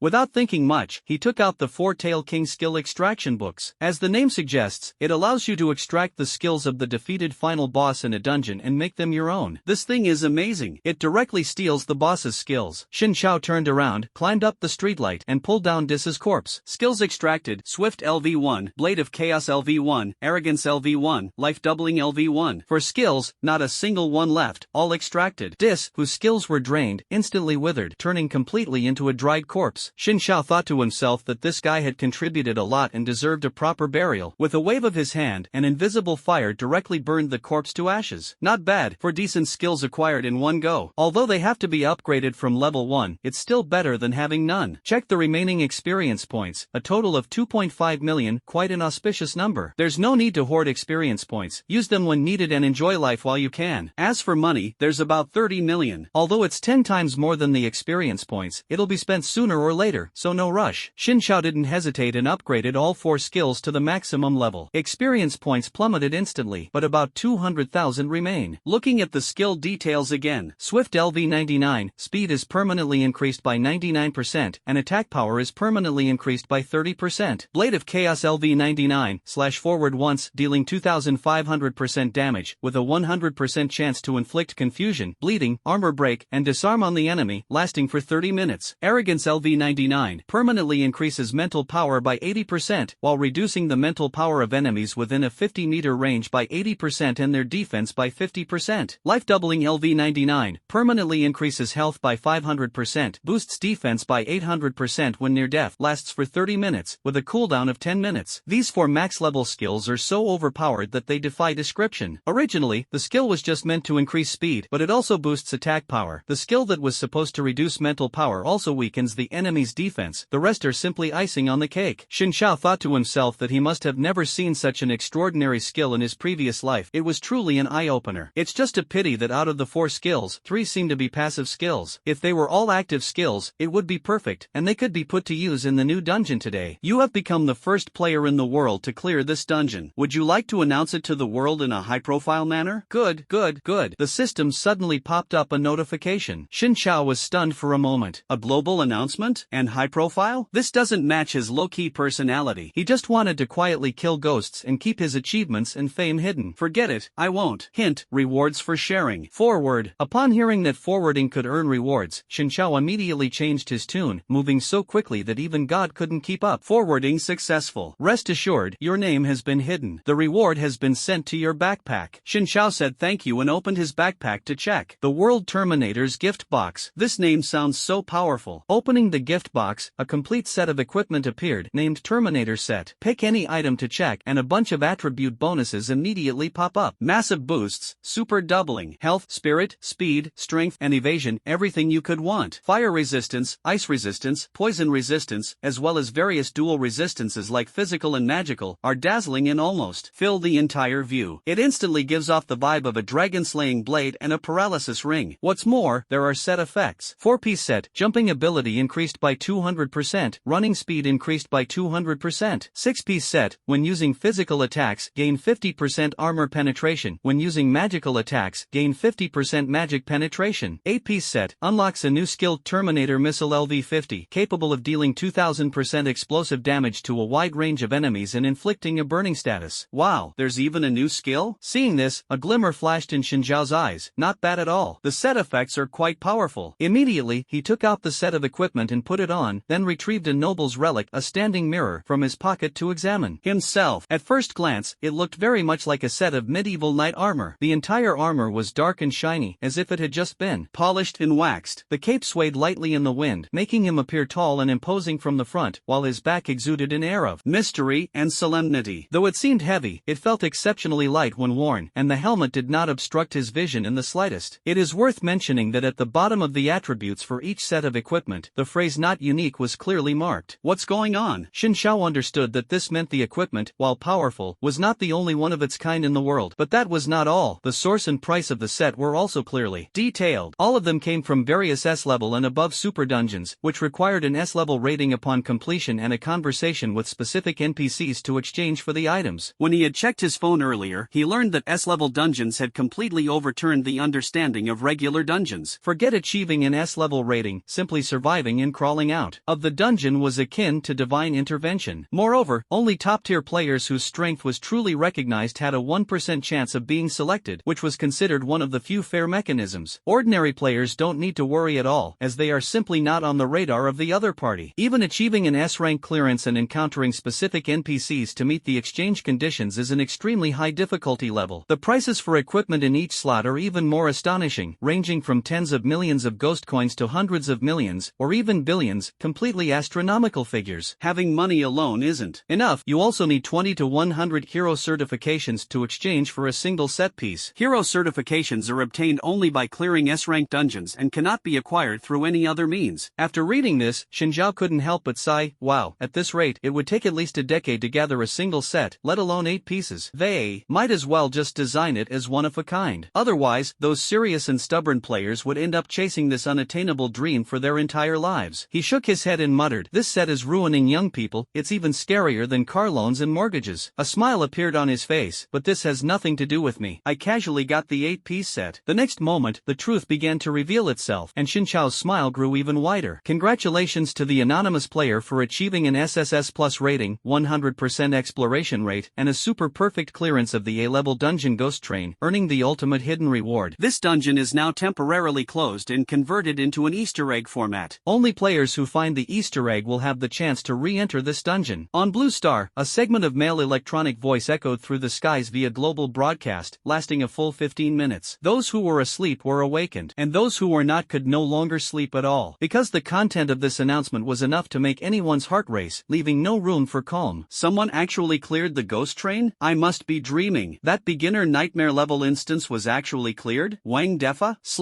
/ At this moment, people all over the world were utterly shocked. Thousands of languages, without exception, converged into the same exclamation point. The horror level of the Ghost Train is known to all. It specifically targets newcomers, and those chosen have a 100% chance of no return. Every month, it takes away dozens of people, and, since its appearance years ago, no one has ever cleared it. Compared to other beginner nightmare instances, which might have 1 or 2 survivors, the Ghost Train is an ironclad death trap. Governments around the world have been on high alert about this, researching ways to forcibly enter the instance with the aim of devising a strategy, but so far, there has been no progress. And now, an anonymous player, supposedly a beginner, has actually cleared this instance directly, and not just an ordinary clearance, but with an SSS Plus rating, 100% exploration rate, a super perfect clearance? This is definitely cheating, right? Without hacks, it's absolutely impossible. The most ordinary F-level dungeon, so far no one has been able to achieve the highest SSS Plus rating, nor has anyone completed the 100% exploration achievement. Perfect clearance? Dude, can this dungeon even be considered cleared? Either they're using cheats, or they're the reincarnation of a celestial being. Although both possibilities are extremely unlikely, comparatively, I believe these explanations more. Which country is this master from? Can any experts use some methods to investigate? +1, waiting to see who can become the hero and uncover the identity of this master. Most people recovered from their shock and began to discuss this anonymous player intensely, eager to know his true identity. Many were also envious of the rewards he received for clearing the level, speculating about the contents of the rewards and feeling deeply jealous. With their horizons broadened, countries began to launch secret operations. Official agencies like the FIB and KGB are searching globally for this anonymous player. If found within their own country, they would naturally approach him immediately to recruit him as a key talent and train him to become a professional hunter. If discovered abroad, abroad. Various means must be used to bring him back to the country. Not only official organizations, but also studios and private companies specializing in studying dungeons are eager to take action. Start a global search immediately and locate the player who just triggered the dungeon 20 minutes ago. There's a high chance of finding him. Attention all company staff, I want you to travel around the world to search for Easter eggs and uncover the secret passage to enter the ghost train. The brothers in the studio are all searching for Easter eggs. As long as we can get on the Phasmophobia train, we can definitely uncover that guy's identity. In less than half an hour after the announcement, the entire world seemed to undergo a tremendous upheaval. Tens of millions of hackers began a global manhunt for this anonymous player. Hundreds of teams went all out, using every possible method to gather clues about him. Some even accurately calculated the location where he transmitted the copies and began to lie in wait in deserted places like deserts, wastelands, and snowy mountains. There were also open and covert rivalries, which even led to casualties on the scene. Some secretly protected him, only hoping that he could still live an ordinary life. Meanwhile, Xin Chao had just shown off his equipment to De Zhuang and the others and was preparing to finish breakfast and set off for Horror Town. He could also hear the reports about himself, and he had some idea of the rumors coming from Blue Star. He had no interest in any so-called global sensation. As for being globally sought after, he had no intention of teleporting out of the instance. Search all you want, even if it means going to the Mariana Trench to look for him. What era is this? Still playing traditional instances? A copy that I can freely enter and exit and fully control is the truly good copy. Xin Chao had just finished a serving of braised snake meat and was thoroughly satisfied. So this is the taste of the local specialty from Fright Town. Not bad at all. I'll catch some to bring back for everyone to try later. He spoke while nodding and savoring, casually addressing Wang Hui in front of him. Wang Hui had initially been worried about whether Xin Chao would be poisoned after eating it. Since the snake was entirely purple, any fool could tell it was venomous. Hearing this, he was momentarily stunned. Goodness, now there's no need to worry about Xin Chao. It's himself he should be concerned about. Although Xin Chao ate it without any issues, if we ate it, we'd definitely get poisoned. He didn't dare say much, only forced a bitter smile. In his heart, he silently hoped that Xin Chao could enjoy his time in Fright Town and not think about them at all. After finishing his meal, Xin Chao tidied up his gear but didn't rush to Fright Town. He plans to convene a meeting with the cadres on the train. Of course, he has also heard the news about the ghost train being turned into an Easter egg instance. The whole world is frantically searching for Easter eggs, and he has gathered some information. Although he is not quite sure what identity players will be assigned after finding the Easter egg and being transported into the train. Are you a tourist? Or an official player? The kind that leaves after surviving for 7 days? Or are you part of a group that came in, intending to plot against the train? But none of that matters. Once you're in, you have to listen to him. The trains are all his, so naturally, he sets the rules. Just change the name, turn the ghost train into the human train. Change the mode too. What's with the terrifying, bloody, and murderous train? Turn it into a warm and comfortable travel train. Players enter as travelers, enjoying delicious food while riding to admire the scenery, and are warmly sent off after 7 days. Harmonious and joyful, players have an amazing experience, can make money, and enjoy the fun of being a boss, a definite win-win. Those who actively find Easter eggs are certainly not ordinary players, so there's no need to worry about them lacking money. As for those who team up to cause trouble, there's even less to worry about. De Zhuang and Nalu are here, want to act recklessly? No way. That's settled then. Xin Chao finished thinking and clapped his hands. Immediately notify De Zhuang to call the other supervisors and prepare for a meeting. De Zhuang quickly brought all the supervisors in front of Xin Chao. Hey, where's Nalu? Looking around, Nalu was not present. That girl? I just saw her by the car door, drawing circles on the ground with a small twig. De Zhuang stood up after speaking. I'll go call her over. No need, I'll go. Xin Chao pressed down on De Zhuang's shoulder, and the next second his figure had disappeared. About 5 seconds later, Xin Chao reappeared in front of everyone, carrying Nalu. Nalu's eyes widened like copper bells, clearly still in shock, and was placed on the chair by Xin Chao, instantly revealing a well-behaved and sensible demeanor. Cut the chatter, let's start the meeting. Xin Chao swiftly and efficiently presented the summary to everyone. After listening, everyone felt they had gained a lot and expressed one after another. Can it really be played like this? Turning Phasmophobia, no, the horror train, into a gourmet travel train? This is practically turning hell directly into heaven, a ruthless move no one in the world could have imagined. The key is, if this idea can really be realized, it would be outrageous, and at lightning speed at that. I can't think of any other words to describe the boss. Say no more. I sincerely look forward to the terrifying world being turned into a happy world by the boss in the future. Boss, you don't need to worry about the train's safety at all. Go ahead boldly. The meeting ended, and the first to speak was De Zhuang, his tone both excited and tinged with a sense of solemnity. De Zhuang, you can't wait for me not to come back, huh? Xin Chao couldn't help but complain. Ha? What? I'm sorry. De Zhuang didn't understand, but seeing the people around him couldn't help but laugh. he quickly bowed and apologized. Leaving the cafeteria, Shinzhao summoned the skeleton horse and was about to set off for Fright Town. Boss, are you going on an Eastern expedition? Take me with you. Then, he was stopped by a certain little thing. What crusade? I'm not a crusader. Go on, go back and play. I'm just out for a stroll. Shinzhao placed his hand on her face and gently pushed her away. Boss, you said it yourself, you don't mind having me around. The two of us, male and female, working together makes it less tiring. Nalu clung over again, like a little sticky rice ball. Wasn't that said during the bath? I was just being polite at the time. Seeing that the skeleton horse was getting impatient, Shinzhao deliberately scared her. You have 5 seconds to get back in the car, or I'll fire you on the spot. As soon as the words fell, an invisible pressure erupted. Not even a second passed, Nalu vanished instantly. Shinzhao glanced back at the train and mounted the skeleton horse. With a single command, the skeleton horse shot out like a rocket. In less than 5 minutes, they arrived at the crossroads of Fright Town. Hint, you have entered the B-level instance Horror Town.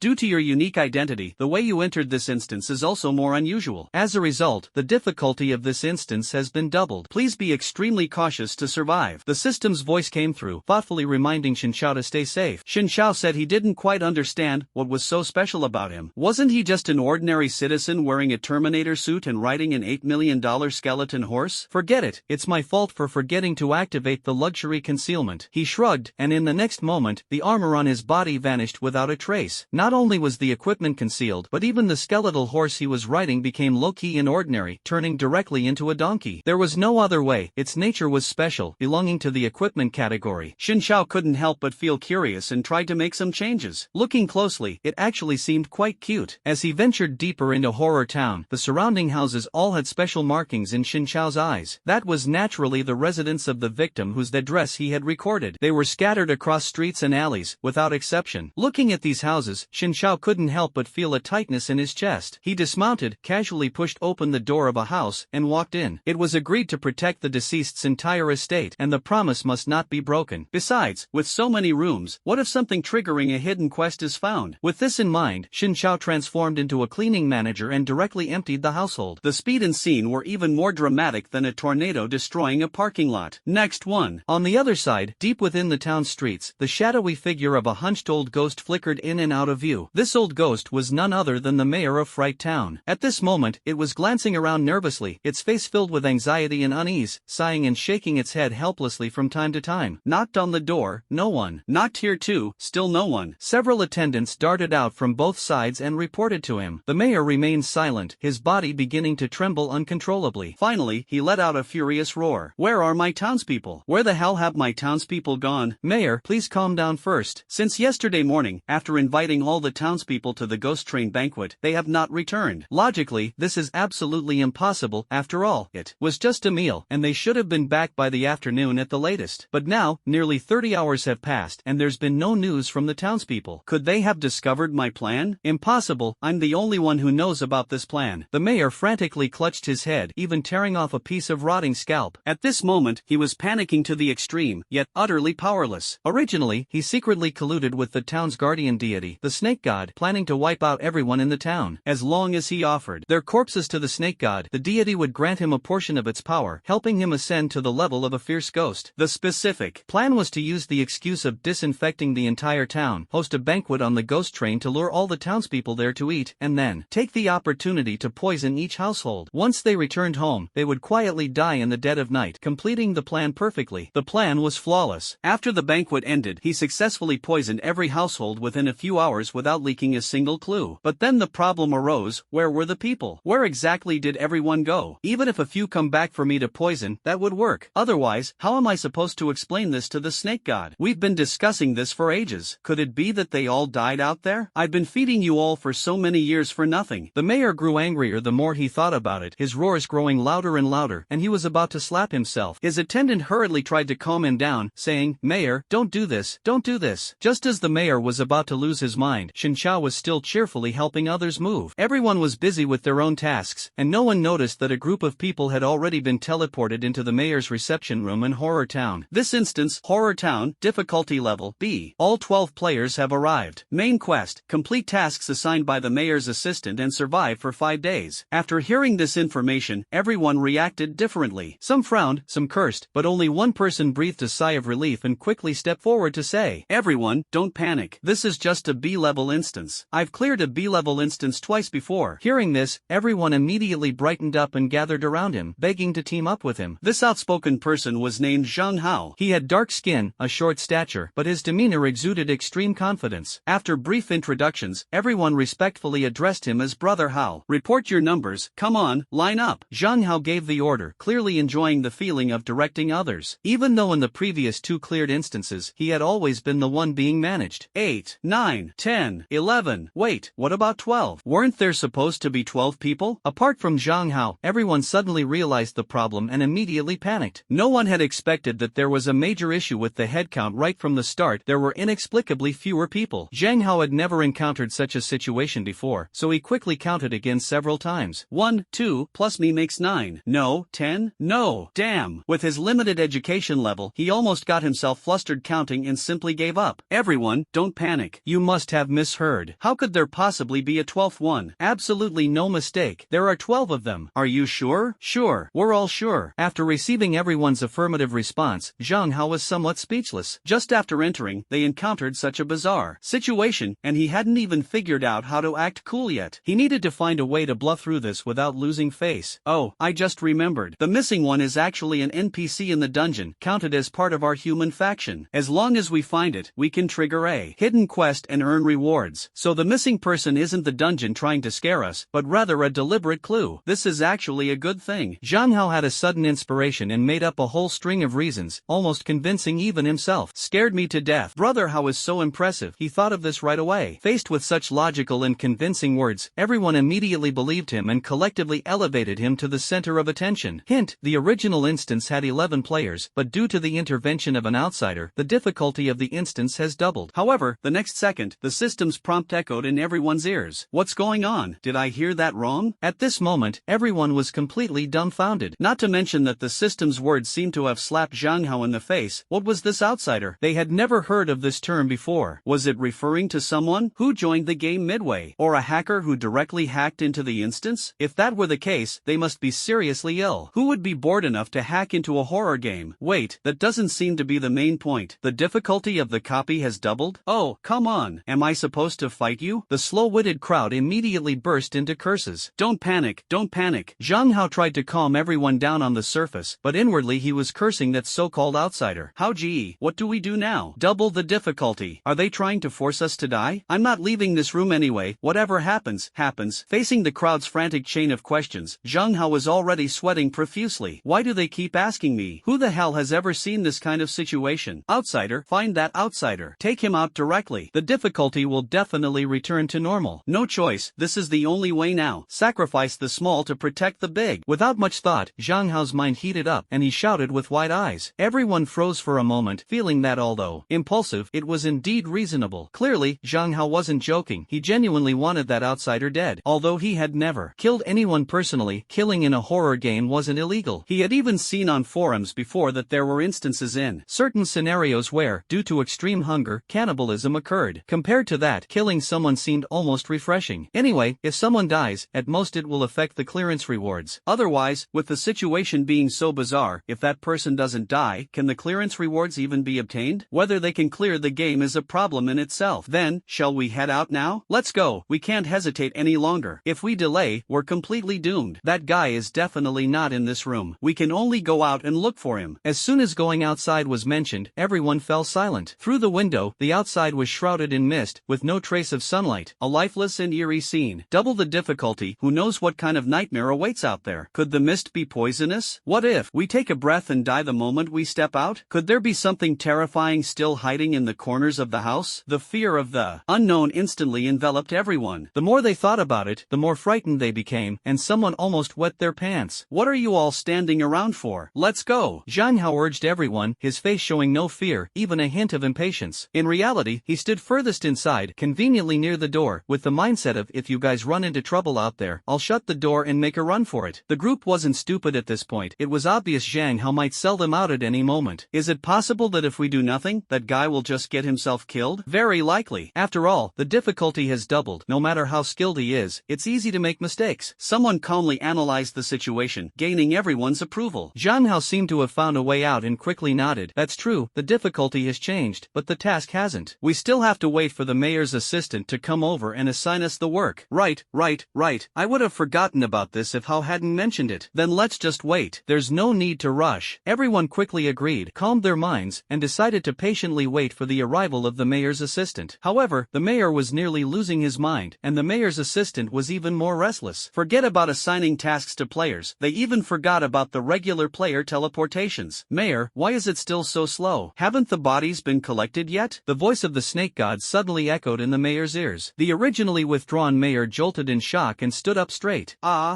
Snake god, it'll be ready soon. How about I prepare some appetizers for you to whet your appetite first? As the mayor spoke, he helplessly glanced at his subordinates. There was no other way. If he told the truth, the snake god would definitely kill them all. In one strike, he could only have his subordinates stall for time while he made a quick escape. Forget about Fright Town, whoever wants it can have it. The mayor and the serpent god communicated through telepathy, so the attendants couldn't hear their conversation. Even if they could, they might not necessarily understand. Oh, there's an appetizer too. Bring it over to the altar. The serpent god's voice sounded very content, as if in an exceptionally good mood. The mayor immediately sprang into action, urging the attendants to quickly head to the altar at the edge of the town. Mayor, why are we going to the altar? Isn't the ceremony for the snake god scheduled for tomorrow? Also, Mayor, isn't our current problem? Stop talking nonsense, let's go first. Hearing the mayor's impatient command, the few followers immediately understood his intention. Got it. The mayor is going to kneel before the snake god statue to pray for the safe return of the townspeople. On the other side, Xin Chao had already searched through dozens of buildings. He piled everything at the intersection, making it look like a garbage dump. The reason he didn't put these things into his backpack was that Xin Chao discovered they seemed to be toxic. That's right, literally poisonous. Who would be bored enough to apply poison to furniture? Now selling them to the store will probably make a lot less money. Feels like I've been poisoned too. Xin Chao couldn't help but mutter as he checked his own status. Severe poisoning state, no chance of recovery. HP 1-1-1-1. Triggered 27 recovery effects, HP plus 3000 plus 3000 plus 3000. Remaining HP? Xin Chao immediately remembered something important. Looks like my poison resistance is still not enough. I need to find some snake meat to eat. No other reason. He came here to do 3 things: eat snakes,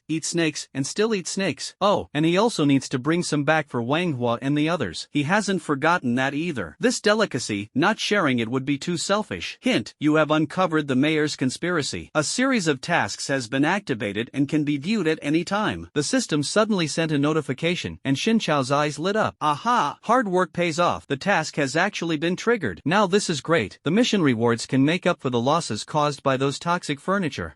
So, the mayor's conspiracy was secretly poisoning the homes of all the ghosts in town? I remember that ghost even said the mayor disinfected the whole town and invited them to dinner to keep them away. The ghosts were quite grateful. Wow, what a dramatic plot twist. This is such a big revelation. Fortunately, I killed all the ghosts in the town, otherwise they would have fallen into the mayor's cruel hands when they returned. Xin Chao thought seriously, then checked the task details. Current task, destroy all poisons in Horror Town. Current progress, 0%. Poison? Looking at the mountain of items in front of him, Xin Chao fell silent. Suddenly, he felt a bit of heartache. It had taken so much effort to gather all these things. Forget it, better to destroy them. After all, these things aren't worth much, and maybe the mission reward will be better. Try out the new skill. Thinking of the Terminator missile skill granted by the set, Xin Chao smiled faintly. Aiming at the trash in front, he directly unleashed it. A row of rockets shot out from behind Xin Chao, instantly blew all the trash into the air, scattering it everywhere. Not only did it target the trash, but it also affected the houses on both sides, directly lifting their roofs. After all the debris fell to the ground, only a pile of rubble remained. The power was so strong, it was practically more effective than magic. And this is only LV50. I can't imagine how terrifying it would be at LV99. Could it be that by then it would be on par with the likes of Fat Man and Little Boy? Unfortunately, although this skill has no cooldown, it can only be used 2000 times a day. By the way, does a house also count as a toxic substance? Watching the task progress rise to 15%, Xin Chao suddenly realized something. He fired a few missiles at a row of houses in the distance. The 2-story houses collapsed side by side. Current progress, 19%. Sure enough, it counts. That's great. Let's go blow up some houses for fun. Xin Chao's interest instantly surged, and he began a frenzy of bombing. Of course, he wasn't stupid and didn't bomb randomly. All the houses being bombed were ones he had already searched. Houses that haven't been searched are marked, and those without marks he remembers clearly. Otherwise, if the mission item accidentally gets blown up, that would be a huge loss. Boom, boom. Did you hear that? Did something just explode somewhere? It's getting closer and closer. Zhang Hao and his group vaguely heard the sound of explosions at this moment and immediately began whispering nervously. Wow, So this is the upgraded version of Fright Town? There's even periodic airstrikes outside? Could this town have some connection to World War II? although it seems a bit exaggerated, everyone eventually concluded that this was an air raid, so they all scrambled into nooks and crannies, not even daring to approach the windows. On the other side, the mayor and those ghosts also heard the explosion. They turned around abruptly, their movements unusually synchronized. Mayor, what just exploded? The attendants asked with furrowed brows. The mayor swallowed nervously, panic surging in his heart. Could it be that the townsfolk really want to overthrow me and are attacking? Guilty conscience, its mind began to wander. Mayor, the town seems very noisy. Handle it quickly and don't disturb my rest. Bring the appetizer quickly too. The snake god suddenly spoke. The mayor almost hit the wall upon hearing this. This is completely overwhelming. Dealing with the explosions and delivering appetizers at the same time? Originally, he planned to investigate the situation over there with his followers to keep a backup plan, but now it's impossible. They could only split up, or else, with the serpent god's fiery temper, there would definitely be consequences later. I'll go check it out myself. You head to the altar. Alright, the mayor took a deep breath and said to his followers. Alright, mayor, you better be careful. We'll pay our respects to the snake god on your behalf first. The attendants nodded and left. The mayor took out his standard issue musket and slowly walked toward the direction of the explosion. This terrifying shotgun, also known as the mayor's shotgun, is his exclusive weapon. With every kill, its damage permanently increases by 1%. To date, it has claimed 2,784 lives, evolving additional features like infinite ammunition, rapid fire, and 1,000% penetration power. Even if the entire town rushed at him, it would just be a queue waiting to be executed. Don't think he can't handle things without his henchmen. In less than half a minute after he left, the explosions abruptly ceased. Out of bombs? Definitely. These poor guys, I even paid for their meals. How could they have any means to get more bombs?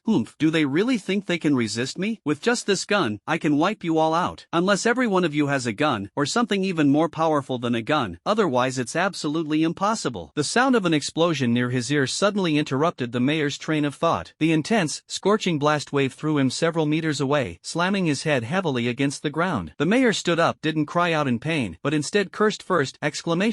There really is something more powerful than a gun. What is this? A cannon? 2 streaks of white light flashed overhead, and he immediately dismissed the idea. Is this a missile? Or advanced magic? Impossible. Even I can't get my hands on these things. Has World War III started? The mayor was completely dumbfounded. His head wasn't blown apart, but it almost started smoking. He held his head with both hands, curled up into a ball, and didn't dare to move, until the bombing ceased and the surroundings returned to dead silence. He stood up, trembling. The originally gloomy, dark face had turned much paler. The surrounding small buildings and streets had become ruins, with black smoke billowing and raging fires burning. Everything became spacious, and with just a glance, one could see the woods previously blocked by buildings. Only the area around him remained relatively intact. Why, all alone? The mayor saw a blurry figure in the distance. I felt even more flustered and scared. So it wasn't a town uprising, nor the outbreak of World War III, but actually caused by one person? Is this a human-shaped missile launch platform? Does that make sense? It is recorded in historical texts that there was once an apocalyptic-level ghost king, capable of destroying an entire town with a mere gesture. Damn, oh damn. Can someone come save me? I've encountered a monster. Thinking of this, the mayor was so frightened that he burst into tears. Shinchao slowly turned his head to look at him. Actually, he had already seen the mayor, otherwise, he wouldn't have deliberately held back. Under Shinchao's intense gaze, the mayor's legs went weak, and he collapsed back onto the ground. Speak, that ghost over there, when I was causing a commotion just now, you were secretly watching, weren't you? Shinchao said, pretending to be angry. I was just passing by. I'm just an ordinary townsperson from the town. The mayor couldn't get up, tears welling up in his eyes, looking just like an old man faking an injury. Shinchao glanced at him. Name, Mayor. Strength, mid-level evil spirit. Introduction: the mayor of Fright Town, two-faced and treacherous, greedy and brutal, has long exploited the townsfolk. However, he is skilled at using cunning to win their favor, ultimately earning the title of Good Old Man. Recently, he has colluded with the Snake God, intending to kill all the residents of Fright Town. Swoosh. Skill, Eagle Eye LV80. Hawkeye LV80. Accuracy increases by 160% and reaction speed by 80% when using firearms. Ordinary townsfolk? Their names are practically written on their faces. After reading this, Shinchao almost burst out laughing. This guy even got an unexpected reward. From the content, it also colludes with the Snake God. Since it's the Snake God, there must be plenty of delicious, no, terrifying little snakes under its command, right? That won't do. Asking the mayor where the Snake God is would be equivalent to exposing the snake's lair. Current task progress 100%. 100%. You have destroyed enough toxins. The task has been updated. New task, attempt to kill the snake god. The next moment, the system's voice came through. Xin Shao listened and couldn't help but look at the system with some disdain. Isn't this too straightforward? I haven't even seen the snake god yet, and I never planned to kill it. There's really no choice. Since you're so insistent, I can only bite the bullet and go for it. Xin Shao turned to look at the mayor. Let me ask you something, where exactly is the snake god? The mayor was stunned the moment Xin Shao opened his mouth to inquire about the snake god.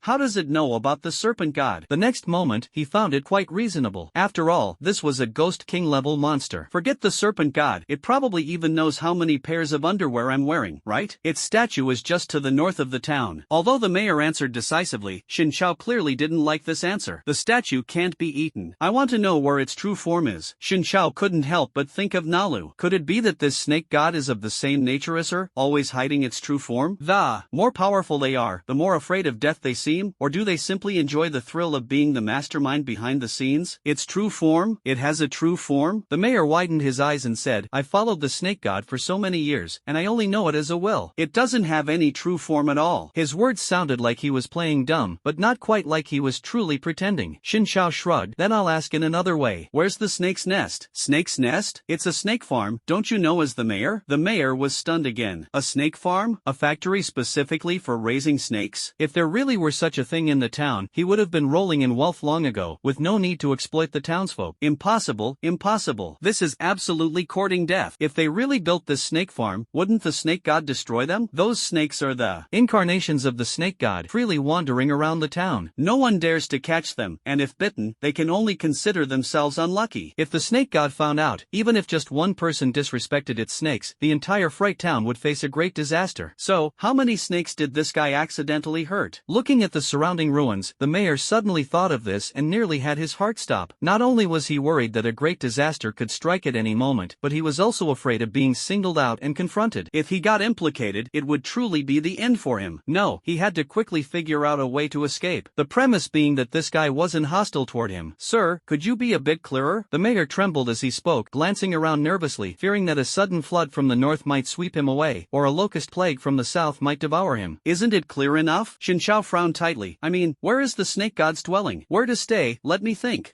Wait a moment. The mayor looked puzzled, as if this question had stumped him. How could he possibly know? Sir, what exactly is your business with the snake god? The mayor, though afraid, couldn't help but ask. If it weren't for deep hatred, who would blow up my town without even a word? Nothing much, just want to kill it, take over its snake den, and turn it into a farm. That way, I can eat snake meat every day. Oh, I see, The mayor came to his senses, his whole body trembling. What's wrong? Is it necessary to be this scared? Don't you think it's cool? It not only showcases the commercial value of Fright Town but also meets everyone's demand for meat. Listening to Xin Shao seriously saying such terrifying things, the mayor almost wet his pants. Cool? You think it's cool? This completely changes the nature of things. Is this town yours? You decide to build a farm, and you just build it? You decide to stock up, and you just stock up? And of all things, you stock snake meat? Isn't this going against the heavens? Those are guardian deities. Normally, we wouldn't even dare to glance at them. And yet, you actually said to eat them, even to breed them and keep eating them? Sir, this is deicide. The mayor almost lost his voice, trembling as he spoke. Deicide? No.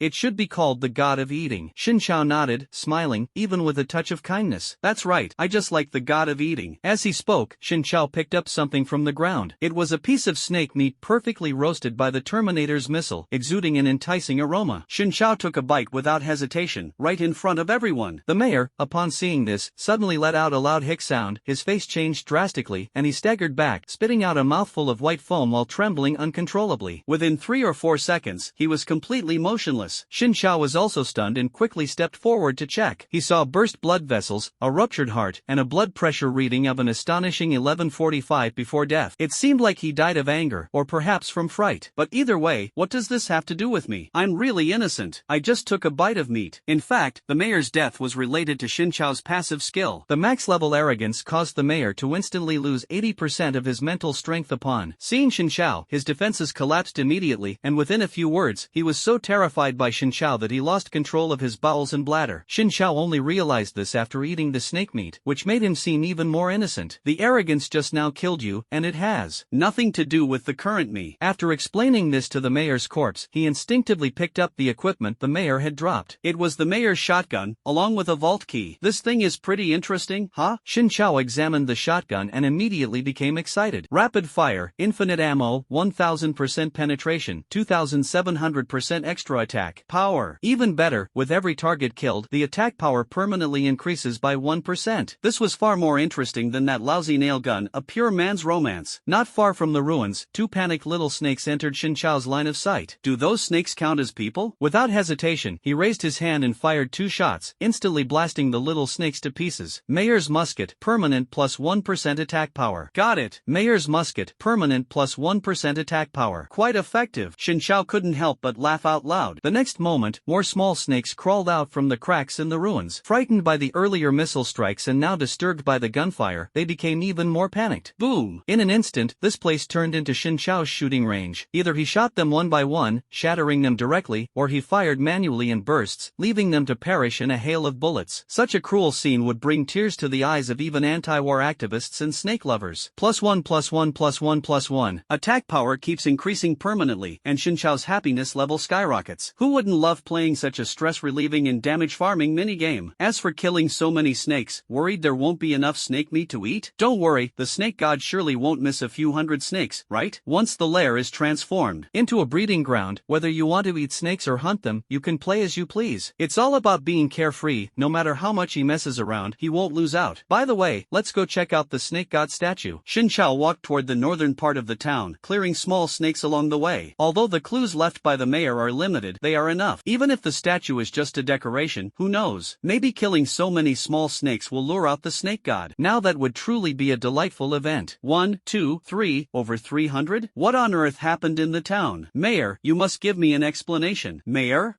where are you? On the other side, the snake god frowned deeply. In less than 5 minutes, my offspring were wiped out at a rate of 1 per second? And the mayor, why is there no sign of him? I was just talking to him a moment ago. Could it be that strange explosion killed them all? The serpent god grew increasingly uneasy the more he thought about it and immediately activated his serpent sense to investigate the situation in the town. Within seconds, he sensed a heavy barrier, vague and hazy, resembling the presence of an anti-magic field, slowly moving in this direction, eerily strange. What on earth is going on? The serpent god's heart tightened as he delved deeper into perceiving the moving entity. Ugh, cough cough cough. The next moment, he vomited directly. Extremely uncomfortable, with a splitting headache, almost suffocating, as if an invisible demon was choking his neck. Something's wrong. What on earth is this thing? The snake god instantly panicked, completely losing the ability to sense that object. He decided to use another method to examine it. Eye of the serpent god LV99, share the vision of all offspring without distance limitation to observe the movements of prey. After activating the exclusive skill, the serpent god's mind was instantly filled with thousands, even tens of thousands, of small frames resembling live broadcast screens. Let me see who you really are, to the point of making me feel physically uncomfortable. The serpent god remained confident, quickly scanning through the millions of frames. Suddenly, a blurry figure appeared in the vision of one of its offspring. A sudden loud bang, and the screen instantly went black. The snake god froze, quickly turning to another screen. The vision of that offspring was still there, just in time. Another loud bang, and the screen went black again. The snake god was a bit dazed, but forced himself to keep checking other screens. Bang, bang, bang, bang. It's like playing hide and seek. Every time the snake god just caught sight of a human figure on the screen, the next second, that little snake would be taken out, and the view would immediately disappear. Chasing and fleeing, the result was always the other side running faster, while it suffered heavy losses. How could one not feel heartbroken? Those were all my children, and he just wiped them all out, one by one. Watching as one screen after another shut down, the big framework became riddled with gaps, like a building where the residents were losing power one after another. The snake god couldn't bear to watch any longer and simply shut down all the screens in one go. Am I haunted or something? It seems that whichever offspring I focus on ends up dying. Is the other party doing this on purpose? Could it know that I'm secretly watching it? Something's not right. This is just too abnormal. After all these years, it has never encountered such a bizarre creature. Just sensing that mental power almost drained it completely, and it couldn't even see it clearly with the naked eye. Could it be that the legendary outer god with 1,000 legs and 1,000 eyes has really come to compete with it for the sovereignty of this town? Is it really necessary? I'm just a little god who hasn't even cultivated for 100 years, and I just like taking small advantages. Besides, there's nothing much to gain from this lousy town. At most, you can grab some offerings. What are you even here to snatch? I've been planning to pull off something big recently. Thinking of this, the snake god could only feel helpless and on the verge of tears. It wanted to escape but couldn't bear to leave this place. At that moment, near the altar, a few of the mayor's lackeys walked over. Found it. Bang! I think I heard the mayor shooting again? Bang! Probably hunting, right? Hunting? What kind of prey gets bombed with explosives? Don't overthink it. The frequency of the mayor's shooting clearly shows he's just playing around. It's definitely nothing serious. A few people were chatting briefly and were about to walk to the altar to kneel. The serpent god observed them through the statue, recalling the matter of the appetizer. Right, let's have some appetizers first. Maybe it will help me regain some confidence and strength so I can be qualified to fight that thing. Why haven't they offered the tribute yet? Watching them only kneel without offering any tribute, the snake god felt puzzled. Suddenly, it dawned on him. Could it be that the appetizers sent by the mayor are these few people? That really fits his style. These guys probably have no idea they've been betrayed, do they? Although we share the same quirks, as your friend, I will definitely help you get revenge, Mayor. Thank you for your final offering, I won't hold back. The situation was critical, so the serpent god decided to reveal its true form and swiftly devour these offerings to quickly enhance its power. Suddenly, a strong and familiar sense of discomfort struck. It's it.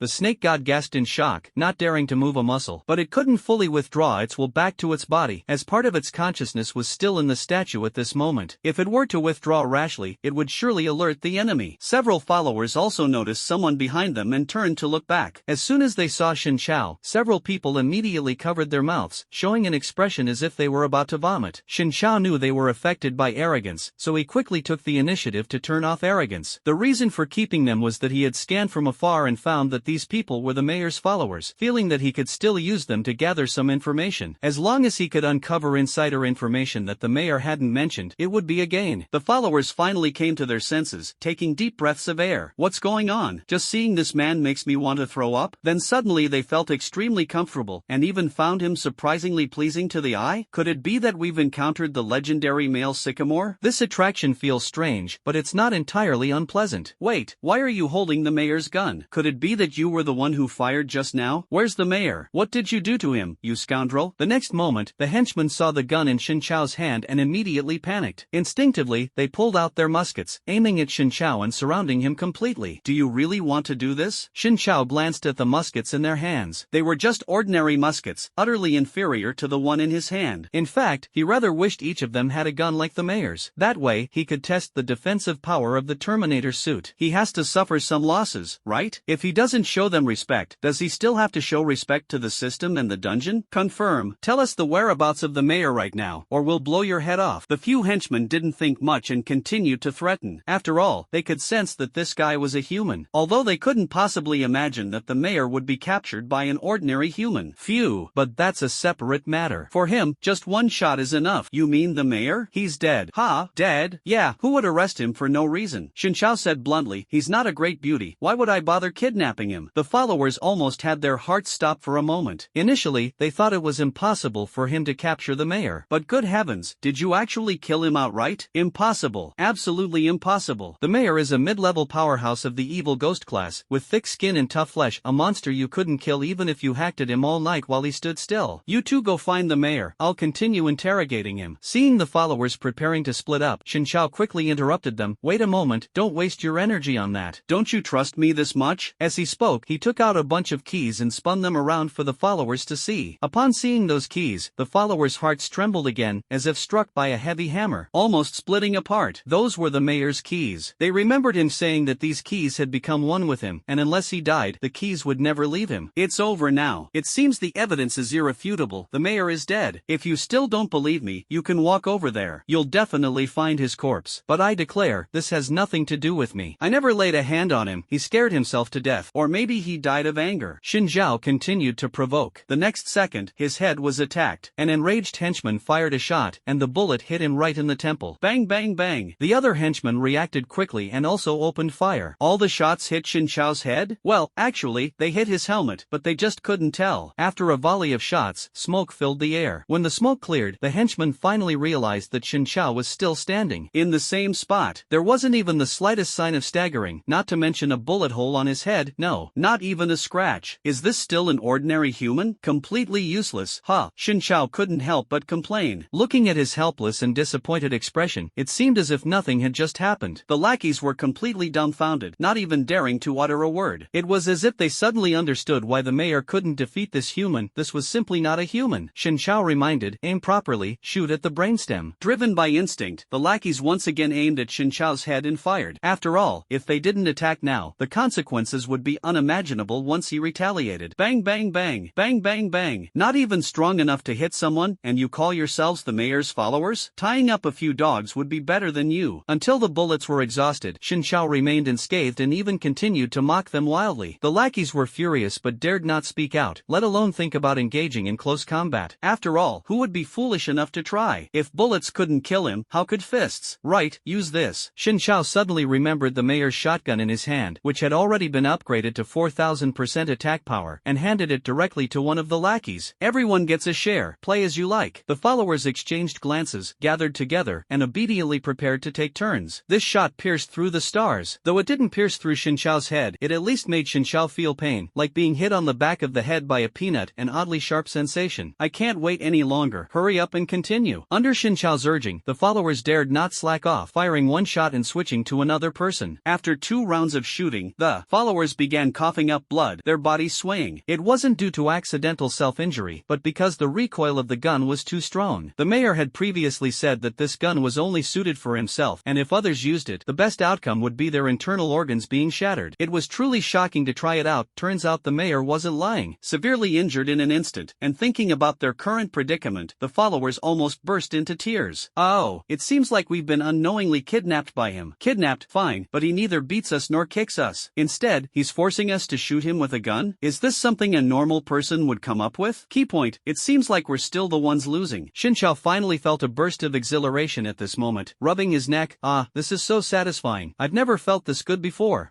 What's going on with you all? Turning around, he saw his followers with blood all over their mouths, and Xin Chao's heart was filled with doubt. The followers were now too weak to speak, their throats tightening, and various scenes flashed through their minds like a revolving lantern, their breathing becoming increasingly labored. A few seconds later, several followers collapsed one after another. Xin Chao, quick-eyed and swift-handed, hurriedly supported one follower who was about to fall. Bang! Die later. Is there really nothing else around here besides the altar and statues? As long as you give me a clue, I promise you won't die. Xin Chao patted his chest in assurance while taking out a large red potion bottle. It was a super life potion that could instantly restore 90% of health, extremely rare and a treasure among the spoils of Dis. In his previous life, Xin Chao called it the Big Red Potion. The sidekick immediately recognized the bottle of medicine, his eyes widened, and he instinctively reached out to grab it. Xin Chao tugged it away, holding the medicine farther. Give me a clue. A clue? This. Around the altar, apart from the mountain path blocked by the boulder, there's nothing else. The sidekick lowered his head and pondered for several seconds before finally uttering this sentence. Wait, the mountain path blocked by boulders? For Xin Chao, this was undoubtedly an important clue. Yes, that mountain path has been closed off since the establishment of Fright Town. Because rocks often fall from the side of the path, killing people, the mayor ordered that no one is allowed to approach. After hearing these words, Xin Chao nodded slightly, his mind made up. Alright, I'll go check out that mountain path later. What if the adorable snake god has been hiding there all along? No, not what if, it must be there. I'd bet 10,000 snake meats on it. As for falling rocks, he was curious to see how big a piece could fall, and whether it would have a massaging effect if it hit his head, since the earlier massage hadn't been strong enough. Thank you for the clue, you're much better than the mayor, Xin Chao said gratefully. The sidekick forced out a faint smile, feeling like he had gained a little more time to live. Alright, then can I? No, continue. Xin Chao suddenly let go, and the lackey fell accordingly, his head hitting the steps first before rolling down and coming to a stop. His features twisted, and he died on the spot. I was joking. You couldn't tell? Xin Chao smiled as he put away the bright red medicine, stepped forward to pick up the mayor's musket, and curiously examined the cause of death of these lackeys. Their internal organs had been shattered, making it impossible to save them even with divine intervention. It turned out that the recoil of the mayor's musket was strong enough to kill enemies, which explained the strange sense of exhilaration he felt earlier when firing consecutively. Suddenly felt like I lost out. Xin Chao belatedly frowned. Although the mayor lost his equipment, it was considered suicide, not murder, so no experience points were gained. These few followers also committed suicide, leaving no experience points and no equipment drops. No, I need to quickly kill a snake god to offset the losses. Xin Chao walked toward the altar, his eyes fixed on the towering snake god statue directly ahead. He could sense that something was hidden inside inside the statue. Most likely the snake god's true form, but not necessarily. Continue. For these big bosses easily creating a few clones or inventing their own skills, Xin Zhao had long been accustomed to it. Anyway, it has nothing to do with me. I know where your home is, and I know where you're hiding. Xin Zhao walked to the statue with a faint smile on his lips. Continue. Can't see me, can't see me. The serpent god within the statue felt as if his heart was about to leap out of his throat. What stood out was that this guy appeared human on the surface, yet he was an incarnation of an outer god. Otherwise, how could he have so easily toyed with and killed a few lackeys just now? His actions were bizarre, he even made them shoot at his own head, and yet, the ones who died were them. He must have used some terrifying backlash magic. A head-on confrontation was absolutely unwinnable. The only option was to resort to sneaky tactics and seize the advantage first. The serpent god, while pondering his strategy, swallowed nervously, his gaze fixed intently on Xin Zhao. Xin Zhao, however, was admiring the statue. Yes, simply admiring it. The statue is exquisitely crafted, depicting the mythical feathered serpent god, standing 10 meters tall. Even a casual glance is enough to make the serpent god shudder and break out in a cold sweat. Before leaving the statue, Xin Zhao wandered near the altar with his hands behind his back, like a street loafer, aimless and carefree. But for the serpent god, this was an immense torment. I beg you, please leave. There's really nothing here. Or you could show a flaw and let me launch a sneak attack. How on earth am I supposed to fight this? Perhaps it was psychological, but the snake god felt as if only 2 minutes had passed, without even a single chance for a sneak attack. The longer the situation dragged on, the worse it became, with not a shred of hope, only endless despair. Like this, it held on, staring at Xin Zhao as he strolled around for almost 5 minutes. Suddenly, Xin Zhao's eyes lit up, and he quickly ran down the altar, striding swiftly toward the forest in the northwest. Huff, huff, huff. The snake god panted heavily 3 times. Finally gone. I almost suffocated. It smiled with relief and refocused its attention on Xin Zhao, watching as his figure gradually disappeared into the distance. What's he doing in the forest? Is he going to hunt my offspring? The snake god wondered. Forget it, let him hunt. As long as he doesn't find me, it's fine. Bang! Suddenly, its eyes lit up. Wait a minute, the direction he's heading in seems a bit familiar? The snake god frowned and suddenly froze. Northwest direction, mountain path, snake's nest, my hometown. That's right. He's heading straight for my true form? The snake god was completely dumbfounded. This guy didn't notice it inside the statue but managed to locate its true body and went straight for a sneak attack. How is that possible? That lackey did mention the mountain path earlier, but he didn't give any specific location. Could it be that he sniffed his way there, and his sense of direction was spot on? If his nose is that sharp, how am I supposed to play with him? Come back here. Get back here. I'm right here. The snake god was filled with regret, thinking how foolish it had been. It would have been better to expose itself on the spot, let him smash the statue, and destroy part of its will. That might have bought some time and given its true body a chance to escape. Now it's over. The only option is to reverse the strategy, sacrifice the commander to save the pawn. No, wait, sacrifice the pawn to save the commander. Take the will and flee, leaving the true body back home to cover the retreat. Sorry, Mayor, I can't avenge you. This time, I really can't fight. I did my best. The serpent god repeatedly apologized and then began planning its escape. First, it had to transfer all the consciousness from its main body over here. This would be equivalent to bringing its entire brain along, allowing it to retain all its skills. The cost would be that the main body would turn into a mindless giant snake, acting purely on instinct to attack intruders. But it didn't matter, thanks to this statue, it could grow a second body. The newly grown body is definitely inferior to the original, with only about 1/3 of its strength. But as the saying goes, as long as the green hills remain, there's no fear of running out of firewood. As long as one stays alive, there will always be a chance to regain full strength and make a comeback. That's settled, no hesitation. The snake god immediately took action, transferring all its will. It then quickly grew a new body, directly bursting out of the statue. Boom! The statue shattered, and a snake-like monster with an entirely dark green body and massive wings flew out. Ha, didn't see that coming, did you? This is my escape route. Have fun playing in that shell of yours. Not fun anymore. Originally soaring through the air, making quite a dashing entrance. But after just a few seconds of flight, the serpent god ran out of energy and plummeted straight to the ground. Boom! With a loud crash, it landed face first into the dirt, nearly losing its life, feathers scattering everywhere. The snake god, which had just climbed back up, was in a sorry state, covered in mud and filth, with not a trace of divine majesty left. It could only wriggle its body to move forward with great difficulty, its movements clumsy and slow, almost tripping over the rubble. Despite its massive size, it exuded no sense of intimidation. Instead, it appeared absurdly comical. Calling it an old ox would be an insult to old oxen. If the mayor and the others were still alive to witness this scene, they probably wouldn't even recognize this as their guardian deity. After all, it was so pathetic that just looking at it would chill one's heart. Of course, the snake god was well aware of this fact. Thankfully, everyone in Fright Town was already dead, so so at least it could maintain some semblance of dignity while fleeing. If the townsfolk were still alive and blocking its escape, that would truly be the ultimate disaster. Squeak! The snake god suddenly came to an abrupt halt, quickly diving behind the ruins. It lowered its wings, using the ruins as cover to cautiously peek out, warily scanning its surroundings like a soldier on the battlefield. The sudden reaction was because it seemed that someone was indeed blocking its path ahead. After seeing clearly, the snake god was stunned. Not a human, but an animal? A donkey? Scared me to death. Turns out it was a donkey. The serpent god let out a sigh of relief and slowly walked out of the ruins, looking down at the donkey from above. Heh, even you dare to stand in front of this god? Seeing the donkey tilt its head innocently, the serpent god suddenly felt a sense of superiority. An unintelligent animal is not worthy of being eaten by me. But, your scent, why does it feel so familiar? The snake god frowned, leaned in to sniff it, and suddenly staggered, almost falling to the ground. Is it?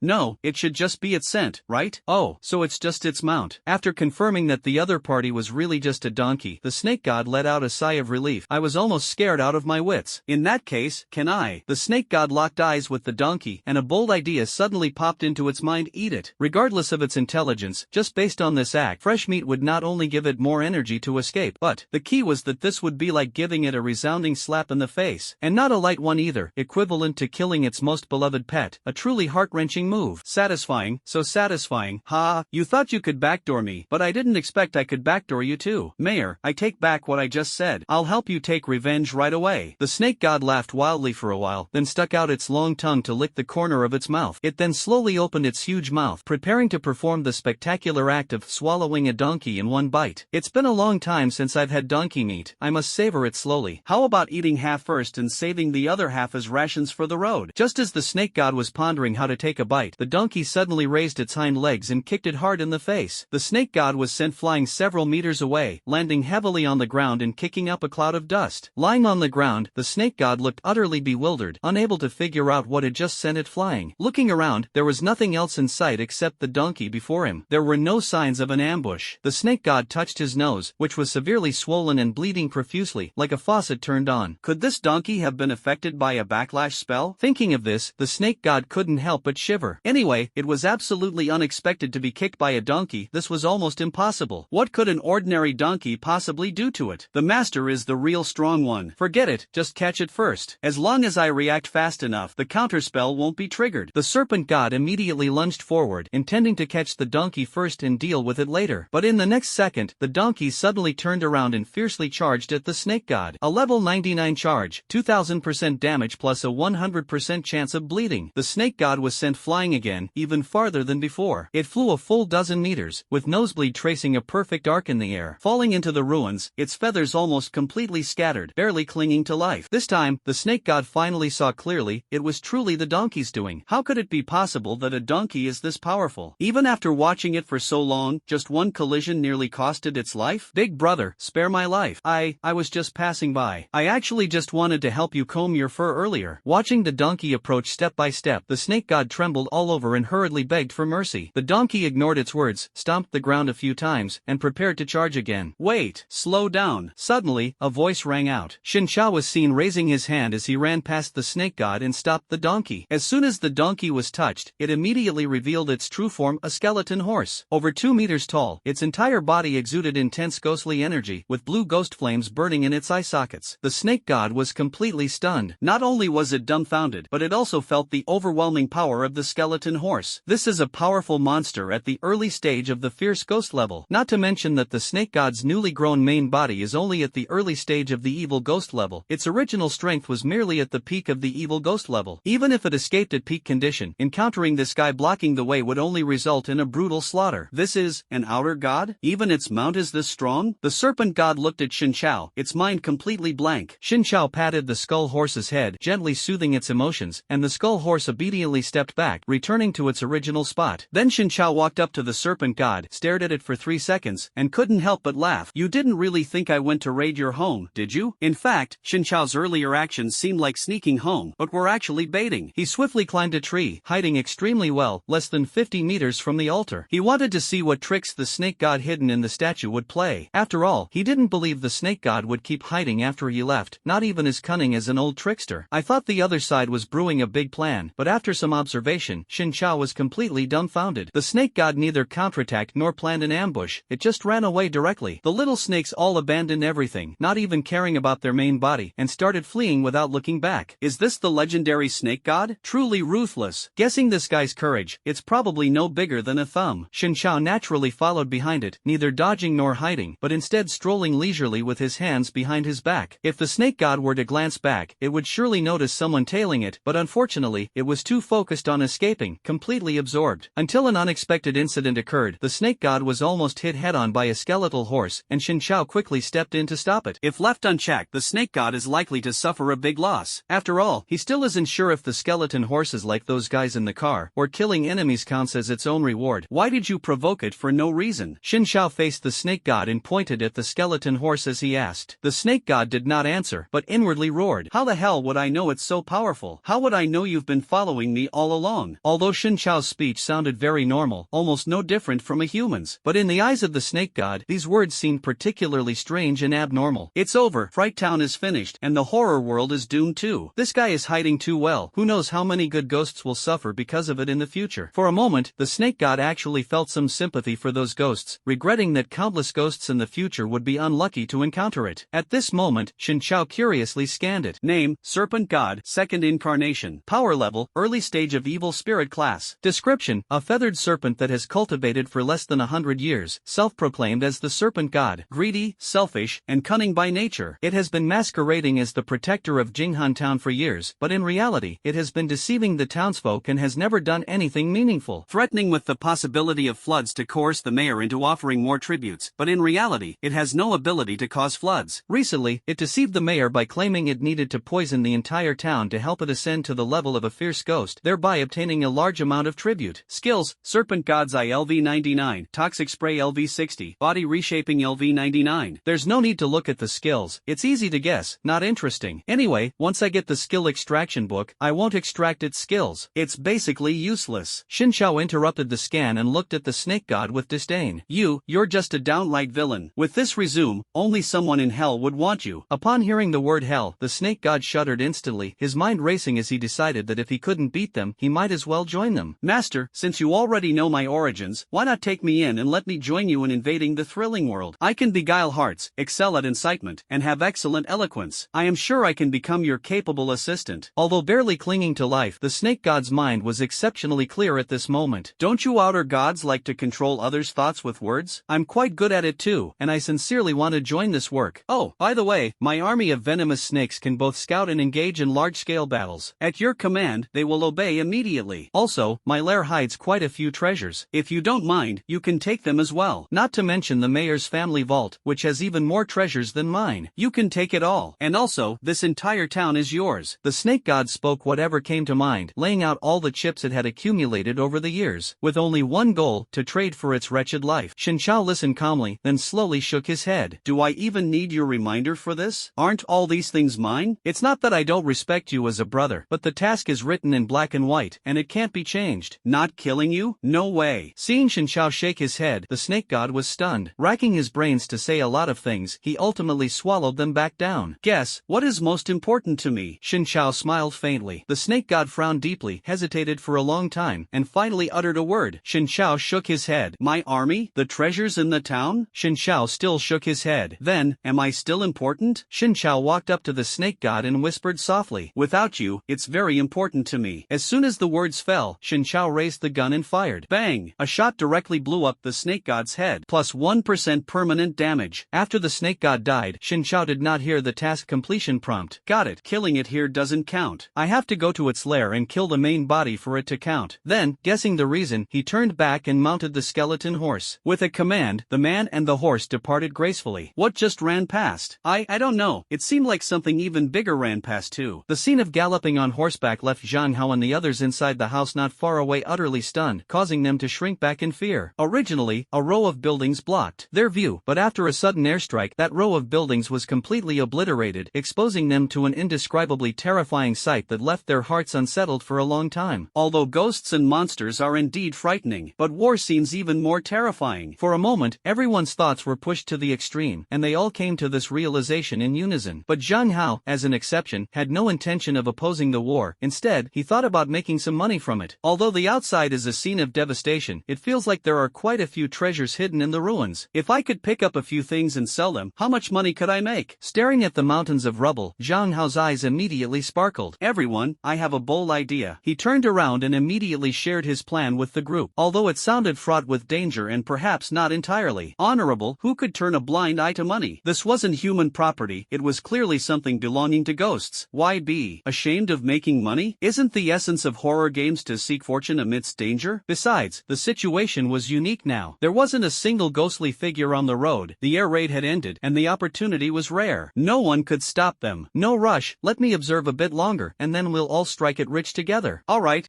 How Ji, you're amazing. Zhang Hao smiled, poked his little head out, and continued observing outside, while the people behind him let out a round of flattering cheers. On the other side, Xin Chao had already crossed the quiet altar and ventured deep into the northwestern forest. Along the way, he encountered many small snakes scattering in all directions. With his agile skills, he bent down and caught them all into a burlap sack. This journey seems quite long, I can't just stay idle. Xin Chao smiled kindly, placed the full burlap sack into his backpack, and took out a second one. Before reaching the mountain path, he had already filled more than 20 burlap sacks. Bang! Don't be stingy, bring 2 bags for Manhwa and the others when the time comes. Xin Chao never forgot about this matter. After dismounting, he looked up at the mountain path. The outline of the path was clear and spacious, but a pile of massive boulders blocked the way ahead. These boulders were 7 to 8 meters tall and weighed nearly 100 tons. Not too heavy. Xin Chao lightly lifted one of the giant rocks with one hand, waited briefly, and tossed it aside as if throwing a basketball. Boom! Boom! 2 loud explosions suddenly erupted. The stone that had been tossed aside instantly shattered into dust. That was the first sound. Immediately after, an even larger boulder from the mountaintop above plummeted down. That was the second sound. The massive rock hurtled straight toward Xin Chao's head, its speed increasing rapidly. Is this a mechanism? Once the stone leaves a fixed range, it shatters, then another stone appears? This is really interesting. It's my first time seeing such a mechanism. A glimmer flashed in Xin Chao's eyes. He raised his hand and caught the massive boulder steadily, carefully placing it on the ground. He precisely locked it into position. The boulder neither shattered nor triggered the appearance of a new one. How about trying it this way? An idea flashed through Xin Chao's mind. To quickly clear the tough task of the mountain path, he picked up a massive boulder and slammed it against himself. The boulder instantly disappeared, not destroyed, but stored in Xin Chao's cosmic backpack. Since he had the cosmic backpack with him, it wouldn't hurt to fill it with a few small items. In case of an emergency, he could always pull something out to use as a hidden weapon. In just 3 minutes, Xin Chao cleared away all the massive rocks. The spacious mountain path was finally revealed, not steep or treacherous, and even paved with smooth steps. Looking up, rays of sunlight pierced through the clouds, spilling onto the steps, making the road to the mountaintop appear hazy and mysterious. It feels like this place above might not be the lair of the snake god, but more like a secluded retreat for an immortal. Following the steps, Xin Chao arrived at a pond surrounded by small hills. Beside the pond, a waterfall cascaded down, the emerald waters rippling gently, creating a picturesque scene. At the far end of the pond stood a massive pitch-black cave. There was no need to guess, that was undoubtedly the snake god's lair. Letting you live here is truly a waste of such beautiful scenery, Xin Chao muttered softly, walking along the edge of the pond toward the cave. To avoid alarming the snake god, he originally thought of trying the Terminator suit to jump directly over the pond into the cave. After walking a short distance, Xin Chao heard the dense sound of snake hissing. Ordinary people wouldn't even dare to stay at the cave entrance for 5 minutes, even if offered $1 million,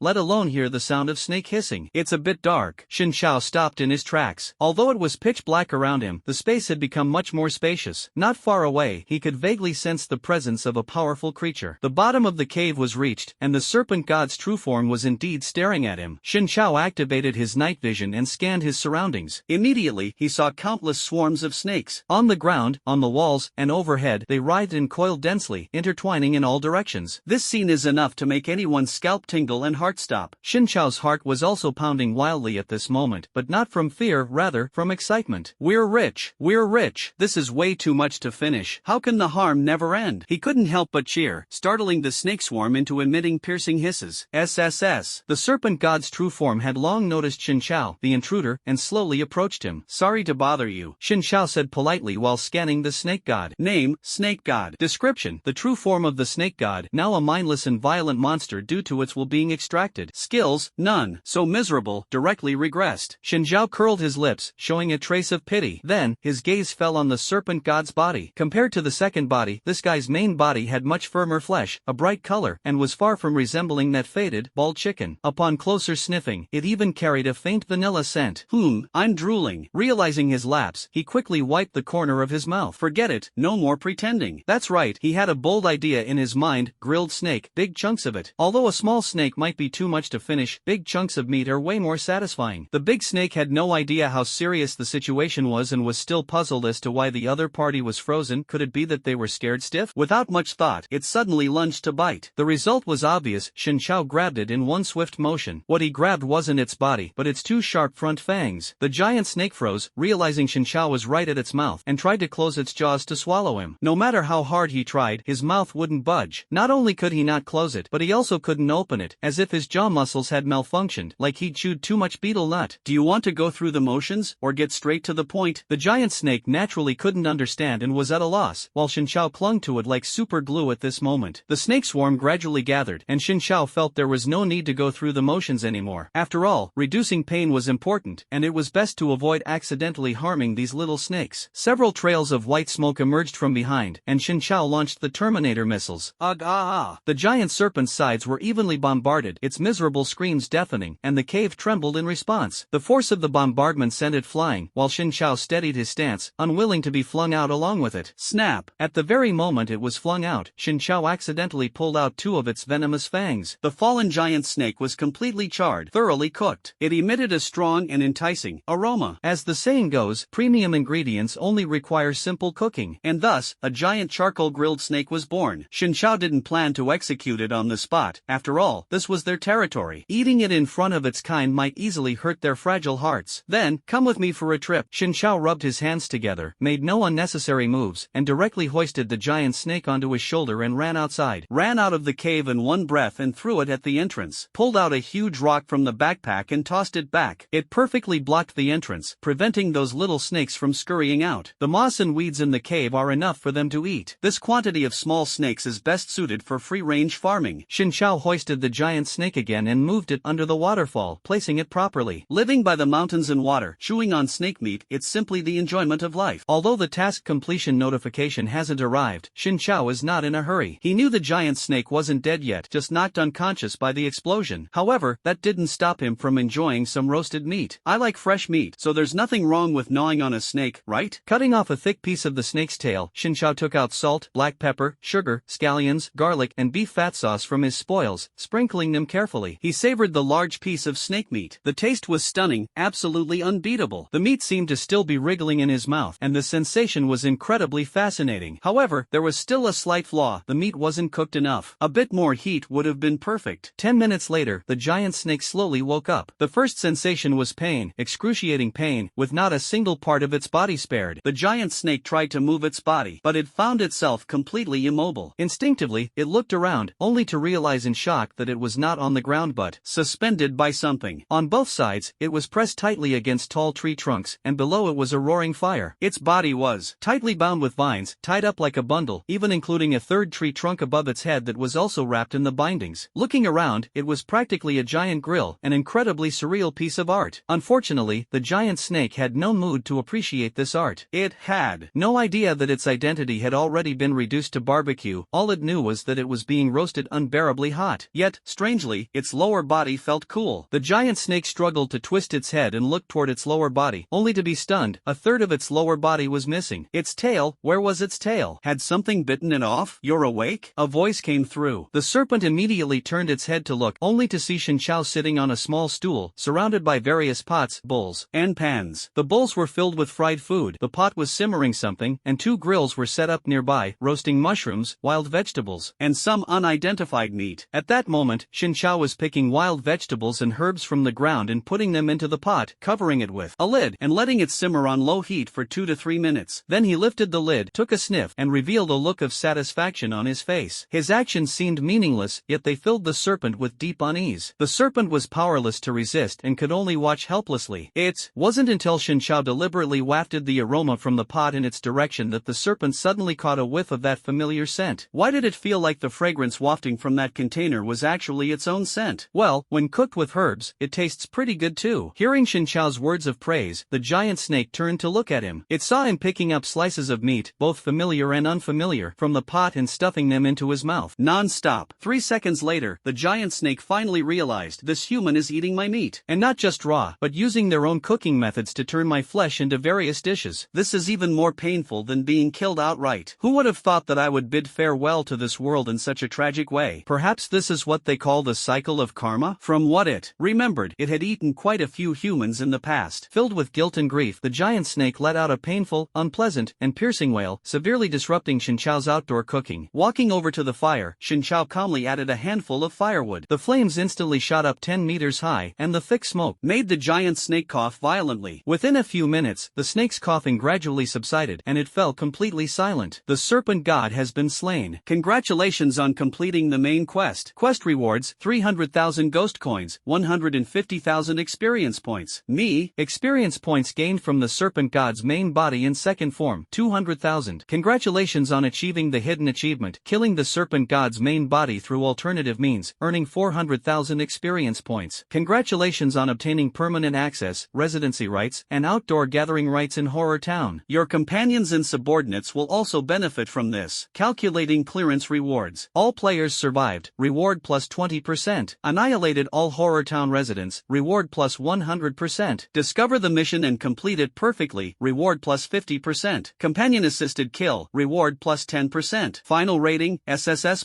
Receives 200,000 ghost coins, 100,000 experience points, 3 strong enhancement potions, 5 super life potions, 2 final boss skill extraction books. Another SSS plus top rating. The rewards are still generous. Although there's no stamina potion, there are 5 bottles of super health potions. That's equivalent to having 5 extra lives, though so far, no one has managed to take even one of its lives. Speaking of which, what's with the all players survived? Isn't it just me? Forget it, no need to overthink. Let's keep eating meat for now, and later I'll go search the mayor's treasure vault. Shin Chao took out the enhancement potion and drank it straight like a beverage, gulping it down in one go. As everyone knows, Fright Town is a vacation mountain village, and the food is absolutely delicious. At this moment, Zhang Hao felt the timing was just right. There was no sound coming from outside anymore. He waved his hand and shouted, "Everyone, let's go and grab the treasure." "Alright, let's grab it. Hee, treasures, here I come." The crowd eagerly followed behind Zhang Hao, some even grinning so much that they drooled. The snake god has been killed, the instance is over. Suddenly, a notification sound came from the system. Everyone froze in place? Calculating clearance rewards. Survived normally, received 100 ghost coins. Failed to complete the mayor's task, miners deducted 5 days, fined 100 ghost coins. No hidden elements found, reward 0 ghost coins. Final score, F. Historical low, thank you for participating. Earned 10 ghost coins, but deducted 50 ghost coins. After hearing the reward settlement, everyone was completely dumbfounded. What on earth is going on? We didn't do anything, so how did we suddenly clear the level? The snake god is dead? Who is the snake god, and how did it die? What's this about miners being docked 5 days? They just arrived not long ago. This is definitely a BUG, absolutely a BUG. Not to mention the snake god and the mayor. Even the mayor's assistant who assigns tasks is nowhere to be seen. The most ridiculous part is, in the end, not a single penny was earned, but somehow ended up in debt. In 10 seconds, you will be automatically teleported out of the instance. The system's final prompt sounded, and then there was complete silence. Everyone opened their mouths wide, their eyes fixed on the distant ruins, while countless flames of anger churned in their hearts. This is so infuriating. Can't even make a single penny? Zhang Hao suddenly dashed toward the ruins, his movements decisive. Seeing this, everyone instinctively followed, and the scene immediately turned into a small-scale race. Everyone held onto a glimmer of hope, thinking of seizing this last chance to grab some treasures and stop their losses. Otherwise, who could bear it? From entering the dungeon and being scared out of their wits, given no chance at all, encountering this pile of bugs, and in the end, even losing a fortune. Not even a consolation prize. Grinding teeth in anger. Give me a chance. Let me search. I'm begging you.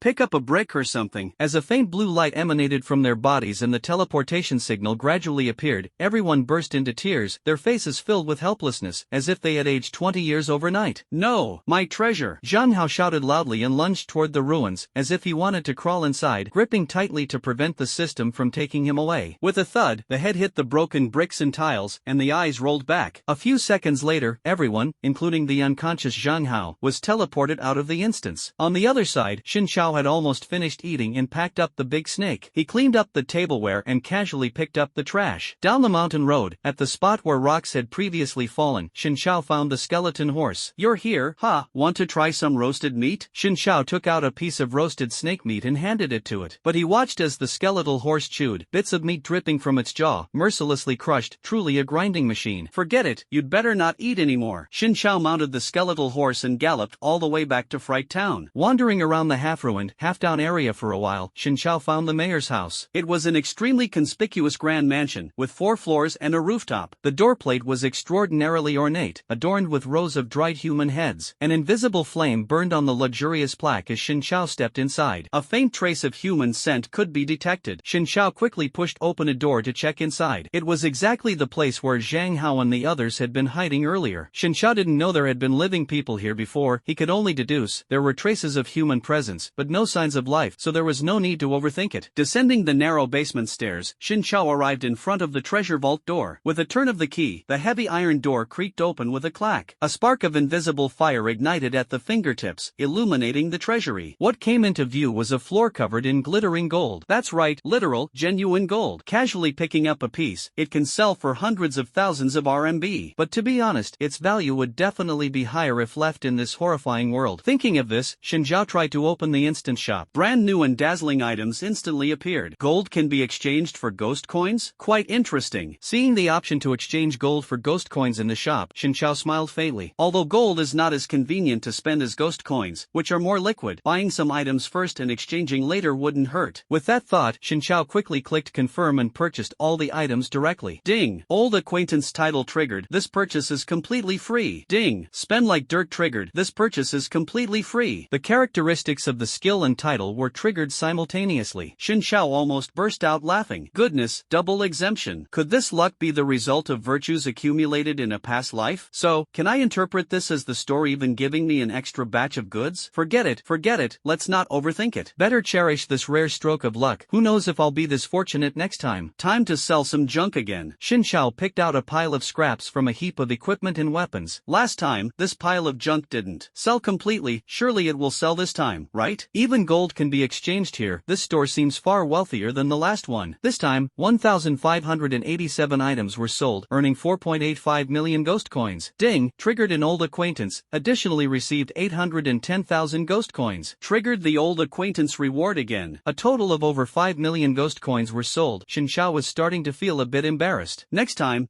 I definitely won't trigger the old acquaintance again, I promise. Let's exchange some more ghost coins. Oh dear, what's going on here? Picking up a handful of gold bars, Shinchao suddenly realized that the option to exchange gold for ghost coins had disappeared. It was just here a moment ago. Could it be out of money to exchange? Shinchao scratched his head. He didn't feel embarrassed. Instead, he felt the store should be ashamed. After all, it wasn't his fault, it was the store's. He had thought there were billions here, but after taking a few million, it seemed the store was already running dry. And you still have the nerve to exchange gold? Give me a break. Shinchao mocked the store harshly, then began inspecting the items he had just purchased. In addition to ordinary weapons, equipment, and food, there were also custom-made gear and consumables tailored to the characteristics of the dungeon. For example, an anti-snake suit that, when worn, could make the wearer immune to bites from small venomous snakes, and even had a 50% chance of breaking the snake's teeth. There were also anti-venom serums and potions, which could respectively resist toxins for 3 hours and eliminate all toxins from the body. Additionally, there was a special gathering hat that, when worn, allowed the wearer to discover various hidden herbs and wild vegetables in the forest. These are auxiliary equipment, and if fully armed, they could be considered nearly invincible. However, Shinchao definitely wouldn't carry them himself. Instead, he came up with a more ingenious use for them. By comparison, putting them on others is a much better destination for these things. Shinchao clapped his hands, and his face seemed to spell out 3 big characters: plan accomplished. Since Fright Town already belongs to him, it should be redeveloped to bring it back to life. A territory managed by humans being even more lifeless than one managed by ghosts. How absurd is that? More importantly, he could endlessly reap free snake meat, various herbs, and other treasures. Of course, he wouldn't handle these matters personally. He needed to find an agent to take over. After all, he had other things to attend to. He hadn't forgotten about the Black Forest Asylum instance, which was said to be located in the hills behind Fright Town. He planned to set off to find it before tonight. So, before that, he needed to get Fright Town in order. There were plenty of employees on the ghost train, and transferring half of them to work in Fright Town would be more than enough. Especially capable subordinates like De Zhuang, who had a 5,000 slot backpack. What a waste of talent it would be if he didn't come to Fright Town to gather herbs. With these thoughts in mind, Shinchao walked out of the house, ready to ride his skeletal horse back to the ghost train to call for reinforcements, when suddenly the sound of rushing water like a tidal wave reached his ears. Shinchao frowned and ran to the crossroads, looking toward the eastern forest. He immediately saw a water line several meters high surging toward him. Flood? Shinchao immediately concluded. At the same time, he recalled the legend of the snake god. That guy had always used floods to scare the the residents of frightened Seoul Town, but in reality, it didn't have the ability to summon floods. So the question is, where did this flood come from? Sniffing carefully, Xin Chao quickly determined that it was the work of a mischievous ghost using advanced flood magic. After all, even from such a distance, he could smell the strong ghostly scent mixed in the water. But now, we definitely can't go directly to catch that flood ghost. We need to control the water first. Otherwise, if his town gets flooded, the losses would be huge. Strength, peak level of malevolent ghost. It seems like I can do it this way. Xin Chao suddenly thought of a good idea and took out his hidden weapons. That's right, those giant stones. He directly placed them about 100 meters away from the flood, arranging the stones side by side like setting up bowling pins, forming a giant stone formation. Crash! The flood moved faster than he had anticipated, quickly crashing into Stonehenge and then coming to an abrupt halt. The scene instantly fell silent. The once mighty flood was immediately calmed after being blocked. It really does come in handy. Standing atop Stonehenge, Xin Chao smiled faintly and continued observing the flood's movements. He then discovered that this flood was actually just a small wave, with no follow-up flow, rather than an endless super flood. Xin Chao moved swiftly, leaping tens of meters to land directly behind the flood. He took out the remaining boulders from his bag and arranged them in place. In less than 30 seconds, he successfully intercepted the flood's flow. Logically, the flood crashing into the boulder formation and being unable to advance would inevitably rebound due to inertia, leaving the ground in chaos. However, Xin Chao's actions were so quick that he trapped the flood before it could even react. From a bird's eye view, the boulder formation formed a neat square, leaving a space the size of a football field in the middle, which was filled with floodwater. Whether in movies or documentaries, floods always leave people with a terrifying impression of being murky, filled with bacteria and viruses. But this flood was created by magic, no different from ordinary water, clear and fresh, having only passed through a forest along the way, carrying at most some twigs and leaves. Before it had the chance to wreak havoc in the half-ruined Fright Town, it was caught red-handed by Xin Chao. Ha! At first glance, it looked like an artificial pond, with water so clear you could see the bottom, and so calm it brought peace of mind. Whoosh! Plop! A fresh, plump fish suddenly leapt out of the water and heavily fell back onto the surface. Xin Chao's eyes lit up at the sight and he couldn't help but laugh out loud. A ready-made fish pond, this is just perfect for me. This is not a flood, it's clearly wealth-bringing water. Great, I would welcome a few more waves of such floods. Thinking this, Xin Chao secretly planned in his heart to get some more stones from the mountain road and build a few more fish ponds. At this thought, he suddenly found that flood ghost somewhat adorable. Xin Chao asked. However, cute as it may be, when faced with it, you still have to give it 2 slashes. Crisis resolved, and incidentally claimed a fish pond. Xin Chao contentedly mounted the skeleton horse and headed back toward the terror train. At this moment, the terror train was still stationed at the fright platform. Boom! The carriage was covered with people, busily scrubbing and cleaning with their tools. This was a task decided in a previous meeting. After all, the train was to be transformed into a gourmet travel train, and its appearance had to be presentable to attract customers. I have a question, Nalu. Are we basically giving you a bath right now? At the train door, Dazhuang asked Nalu with a serious expression. He just found out about Nalu's true identity and was particularly curious about it. After hearing that, Nalu immediately rolled her eyes. Although the question was absurd, it was indeed correct. This could be considered giving her second body a bath. Seeing that Nalu didn't respond, Dazhuang didn't press further. This young girl is very young, incredibly strong, and amazingly talented, but her personality isn't very likable. If he hadn't been willing to humbly seek advice, he probably wouldn't even know her name by now.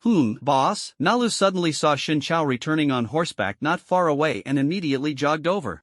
Boss is back so soon? Dazhuang paused for a moment, hesitated, but still stood in place and shouted to Nalu, "You're being too reckless. Come back quickly." Xin Chao immediately dismounted, held the skeleton horse steady to prevent Nalu from running over to cling to his leg again. Boss, I can smell the blood on you. Can you tell me how many people you just killed? Nalu held onto Xin Chao's arm, sticking out her tongue, panting heavily, her cheeks slightly flushed as she asked. Boom! Are you a vampire by nature? Do you get all hot and bothered at the smell of blood? Xin Chao frowned, as if he could almost see 2 pink hearts in Nalu's eyes. No, I just got so excited thinking about the boss slaughtering innocent civilians that I couldn't control myself. That kind of thinking is a bit antisocial, don't you think? Xin Chao pushed her away and said seriously, "I'm not a villain, I am a man of justice." When he reached Dazhuang immediately put on a polite smile. Boss, you're back so soon? The comrades haven't even finished washing the car yet. There's no rush with washing the car, take your time. Xin Chao smiled as he looked into Dazhuang's eyes. We have something big to do now. Something big? Dazhuang suddenly felt baffled, his face showing a serious and solemn expression. Nalu widened her eyes even more upon hearing this, extremely excited. Has the boss finally had an epiphany? Could it be that he's planning to take us out for team building and kill a few thousand people for fun? Dazhuang, now the opportunity has come. Do you want to go out and take a look? Xin Chao Chao's words were practically a soul-searching question for De Zhuang. Let alone going out. In over 20 years of his life, just stepping onto the ground outside a train would already count as a long journey for him. I do, I really do. De Zhuang immediately nodded repeatedly. Alright, you are now the acting mayor of Ginghun Town. Xin Chao patted De Zhuang on the shoulder. Ha, wait, boss, did I hear that right? De Zhuang was dumbfounded on the spot. Isn't this job change a bit too exaggerated? As for the boss joking around, he absolutely wouldn't believe it. But he really couldn't figure out why the boss had just gone to Horror Town. How did he casually get him the position of town mayor? Did they remove the original mayor? Very likely. I guess not only is the mayor's position vacant now, but other positions are probably empty too. Boss, I guess I count as the mayor, right? Nalu gently tugged at Xin Chao's sleeve at this moment. Speaking softly, she blinked her eyes, full of deep emotion, with a slightly embarrassed smile. You could be the mayor's wife. Xin Chao replied indifferently. Nalu's expression immediately darkened, casting a disdainful glance at De Zhuang. Humph, I wouldn't even consider that big fool. De Zhuang looked panicked. Oh my, no way, she's not even of age yet. That's illegal. You two actually believed it? Xin Chao said with a laugh. Oh, I get it, boss. You must have some plan and want the two of us to pretend to be a couple, right? That works too. Nalu suddenly had a burst of imagination, her bright eyes sparkling. Who the mayor is doesn't matter, I just want to be the mayor's wife. Speaking, she even hooked her arm around Da Zhuang's. Da Zhuang immediately trembled violently all over, wanting to push her away, but failed to do so. Get lost. Stop daydreaming. If you leave, who will drive? Who will protect the train? Xin Chao grabbed Nalu and directly threw her into the car. Nalu, who had been thrown into the car, stood up, patted her backside, and was about to say something. Seeing Xin Chao's serious expression, she suddenly stopped herself. With a huff, she pulled out a small twig and squatted down to start drawing circles on the ground. Why won't you let me join in? After discussing the development plan for Fright Town with Da Zhuang for a while, the official process began. Da Zhuang, as the newly appointed mayor, immediately started recruiting on the spot, searching for talented individuals. Specific positions include snake catching, herb gathering, cleaning, and fishing. Since the equipment is complete and provided free of charge by Xin Chao, everyone felt these jobs were not difficult and eagerly signed up, especially for the snake catching position. Just hearing the names of those professional suits made them feel much more reassured. Soon, the number of applicants reached 20. Manhwa, as the head chef, also signed up, but ultimately stayed on the train after being persuaded by Xin Chao. By the way, here are these 2 bags of snakes for you. Treat the comrades in the car to some. Xin Chao pulled out 2 bulging burlap sacks and handed them to Wang Hua. 2 big bags, snakes? Wang Hua's eyes widened, and he hesitated to take them. He muttered to himself, damn, he actually remembered this. If I had known, I wouldn't have signed up. Maybe he wouldn't have noticed me or come looking for me. Don't worry, I've suffocated them all. Just pull one out and do whatever you want with it. Xin Chao reassured, taking Wang Hua's hands and stuffing the sack into them. Wang Hua wanted to say, even so, that's not what I'm concerned about. I'm worried that after eating, the comrades might all end up lying flat. Wang Hua wiped his sweat, tears glistening in his eyes, and left with the sack. Everyone, get ready to depart. De Zhuang takes charge, setting off for Fright Town. With De Zhuang's command, everyone grabbed their bags, fully prepared to set out. They occasionally looked back, waving goodbye to the companions staying by the train. Such a scene was warm and genuine, a rarity in the terrifying world, perhaps even unprecedented. Xin Chao did not ride the skeleton horse but instead led everyone on foot toward Fright Town. Soon, everyone had stepped into the streets of Fright Town. This is Fright Town? It's so beautiful, these buildings. The streets were lined with small buildings that Xin Chao had blown up, but De Zhuang, having never seen much of the world, couldn't help but marvel at the ruins, finding them quite artistic. After showing everyone around for half a day, Xin Chao also explained the work locations and situation. He then announced dismissal, allowing everyone to get used to the place first and officially start work tomorrow. The dismissed crowd naturally let out a cheer. So awesome, absolutely awesome. Who would have thought that dozens of people could occupy the territory of ghosts, and not just a small place, but an entire town? Extremely high freedom, and not a bit of danger. The key tasks are also easy, like picking herbs or fishing, and you can even switch roles to try different experiences. Say no more, boss, you are our god. We'd even be willing to pay to work here. After settling everyone down, Xin Chao also prepared to set off to search for the Black Forest Psychiatric Hospital. He climbed to the highest building in Terror Town, a clock tower, and looked around. Soon, he pinpointed the location of the back mountain. It was in the direction of the forest where the flood had just appeared. Could it be that the flood ghost is connected to this mental hospital? If that's really the case, the condition must be severe, at least at a cancer-level severity. Xin Chao speculated while unable to resist cursing that flood ghost. Hint, your initial guess is correct. Additionally, you just successfully prevented the flood invasion. Hidden mission triggered successfully. Current hidden mission, head to the back mountain and investigate the cause of the flood. The system suddenly popped up a message, and Xin Chao's eyes lit up as he couldn't help but burst into laughter. after. It's confirmed, it must be related to the Black Forest Psychiatric Hospital. Then let's set off immediately. He jumped down from the 20-meter-high clock tower, landed steadily, and headed straight for the forest. The moment he stepped into the forest, Xin Chao noticed that this forest was completely different from the one near Horror Town. Every 5 steps, there was a tree that had died from disease. The trees were covered with all kinds of bizarre fungi, some resembling animal limbs, others twisted into grotesque human faces. Ordinary people would probably have broken down by now, but for Xin Chao, this was just right. A few hundred meters deeper, almost all the trees were infected. Their trunks were charred black as if scorched by fire, and the leaves were so black they seemed painted with ink. The air was thick with a strong stench of decay. This is the genuine Black Forest. If the Black Forest Psychiatric Hospital were built here, I'd burn it down on the spot. Xin Chao secretly made a bet in his heart, quickened his pace, and continued forward. Bang! He accidentally ran headfirst into a tree, knocking it down. Sorry. He apologized to the fallen tree, and after walking a few steps and finding the path blocked again, he simply knocked down another one. When the diseased tree fell, it startled some unknown creature in the distance, which let out a wailing sound like that of a baby. Xin Chao stopped in his tracks, his brows slightly furrowed. It wasn't the sound that startled him, but rather a familiar scent he caught, a scent that belonged to the flood ghost. Following the scent forward, it's very likely to find the Black Forest Psychiatric Hospital. Since you've left such obvious traces, wouldn't it be disrespectful not to chase after you? Xin Chao muttered, adjusted his direction, and started running forward. Taking shortcuts all the way and knocking down countless big trees, he finally passed through the Black Forest and arrived at a spacious valley. The sky had unknowingly turned dark, or perhaps this was a specific area of the dungeon, perpetually shrouded in darkness. Various unidentified monsters lurked in the shadows of the valley. Upon seeing Xin Chao, they immediately began to drool, breathing heavily. Fresh flesh, and a human no less. Although they didn't understand why a human would appear here, it didn't matter, strike first and ask questions later. Just as the monsters were gearing up and silently charging toward Xin Chao, he suddenly vanished from where he stood. Immediately after, a mass of fire moved rapidly through the canyon, illuminating the entire area and revealing the hideous faces of the monsters. They came in various forms, humanoid creatures resembling frogs, geckos, fish, flies, and more. Enveloped in the flames was none other than Xin Chao himself. He carefully examined these creatures and secretly decided to complete the current task first and visit here again later. Notice, you have entered the A-level instance Silent Canyon. Notice, you have left the A-level instance Silent Canyon. The system seemed to lag, sending 2 messages in quick succession. Just as it wanted to continue prompting, Xin Chao had already disappeared into the depths of the canyon. The monsters in the canyon were all dumbfounded at this moment. What the heck? It seemed like a meteor just flew past my face, and there was actually a person inside that meteor? Whoosh, whoosh, whoosh. Could it be the Ghost King going to war? Or is it a god descending from the heavens? All the monsters were terrified upon closer thought, so scared they wet themselves and frantically scattered to escape. Ghost sighting. Run. This canyon is no longer safe. Something is bound to happen soon. Notify everyone to retreat immediately. On the other side, at the end of the canyon, a massive prison-like structure stood towering on the edge of a cliff. Hint, you have entered the A-level instance, Black Forest Asylum. At this moment, the path beneath Xin Chao's feet was narrow and steep, winding with sharp turns. A single misstep could send him plunging into the bottomless ravines on either side. But this road is the only access to the psychiatric hospital. Several holes are exposed on the sealed rock wall at the top of the psychiatric hospital, with moonlight streaming through them, illuminating the building as if bringing a glimmer of hope. Looking around, this scene only appears in nightmares. Hint, a player has already joined this instance. If you continue to enter, the difficulty of the instance will double. Xin Chaozhan was stepping toward the psychiatric hospital when the system popped up with this sentence again. Ha, someone's already here?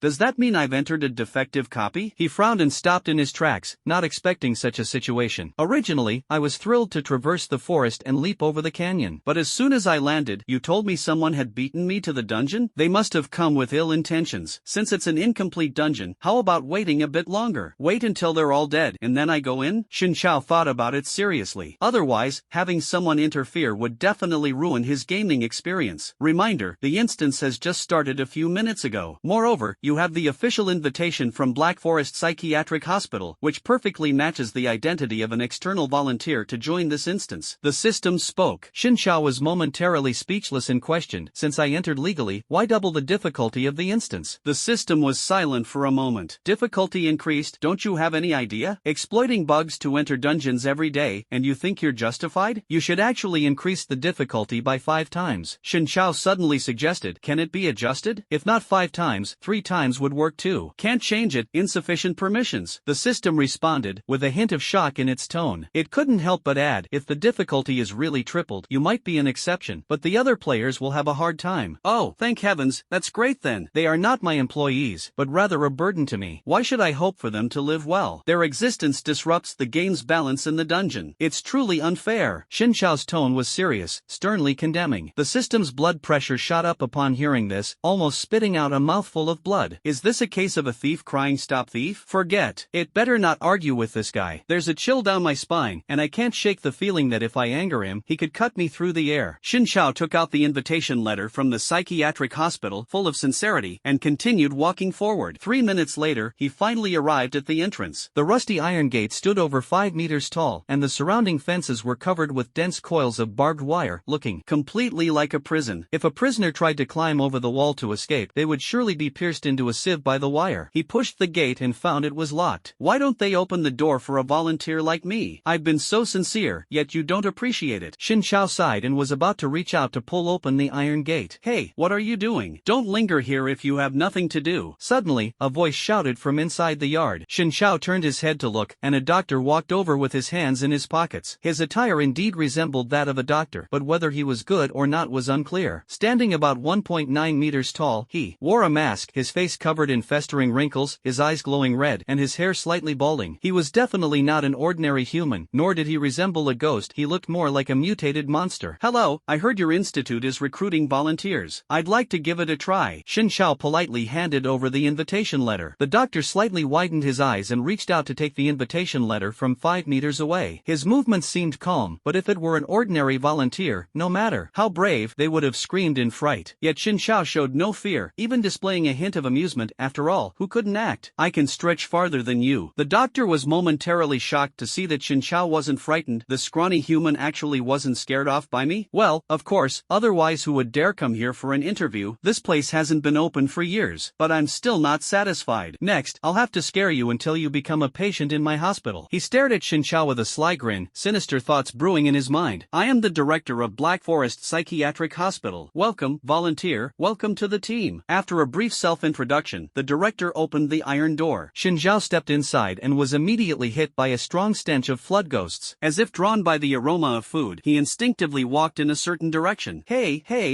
where are you going? The dean was momentarily stunned, then quickly caught up to stop him. The courtyard is dangerous, don't wander around. Xin Chao snapped out of it and smiled slightly. Sorry, I got distracted. May I ask what my job will be from now on? First, join the others. I'll assign work later. The dean smiled kindly. Xin Chao obediently followed the dean into the mental hospital, full of interest in the work. After all, this moment reminded him of his previous life, where he was bossed around by various ghosts and veteran players. Back then, he could only endure it and listen silently. Now the situation is different. Let's take our time and play. In the dimly lit reception hall, a dozen players sat on worn-out chairs, all sitting properly. The dean walked in with Xin Chao, and they were instantly stunned. Is he a player too? Why didn't we see him earlier? Did he just enter the game and try to escape, only to be caught and brought back?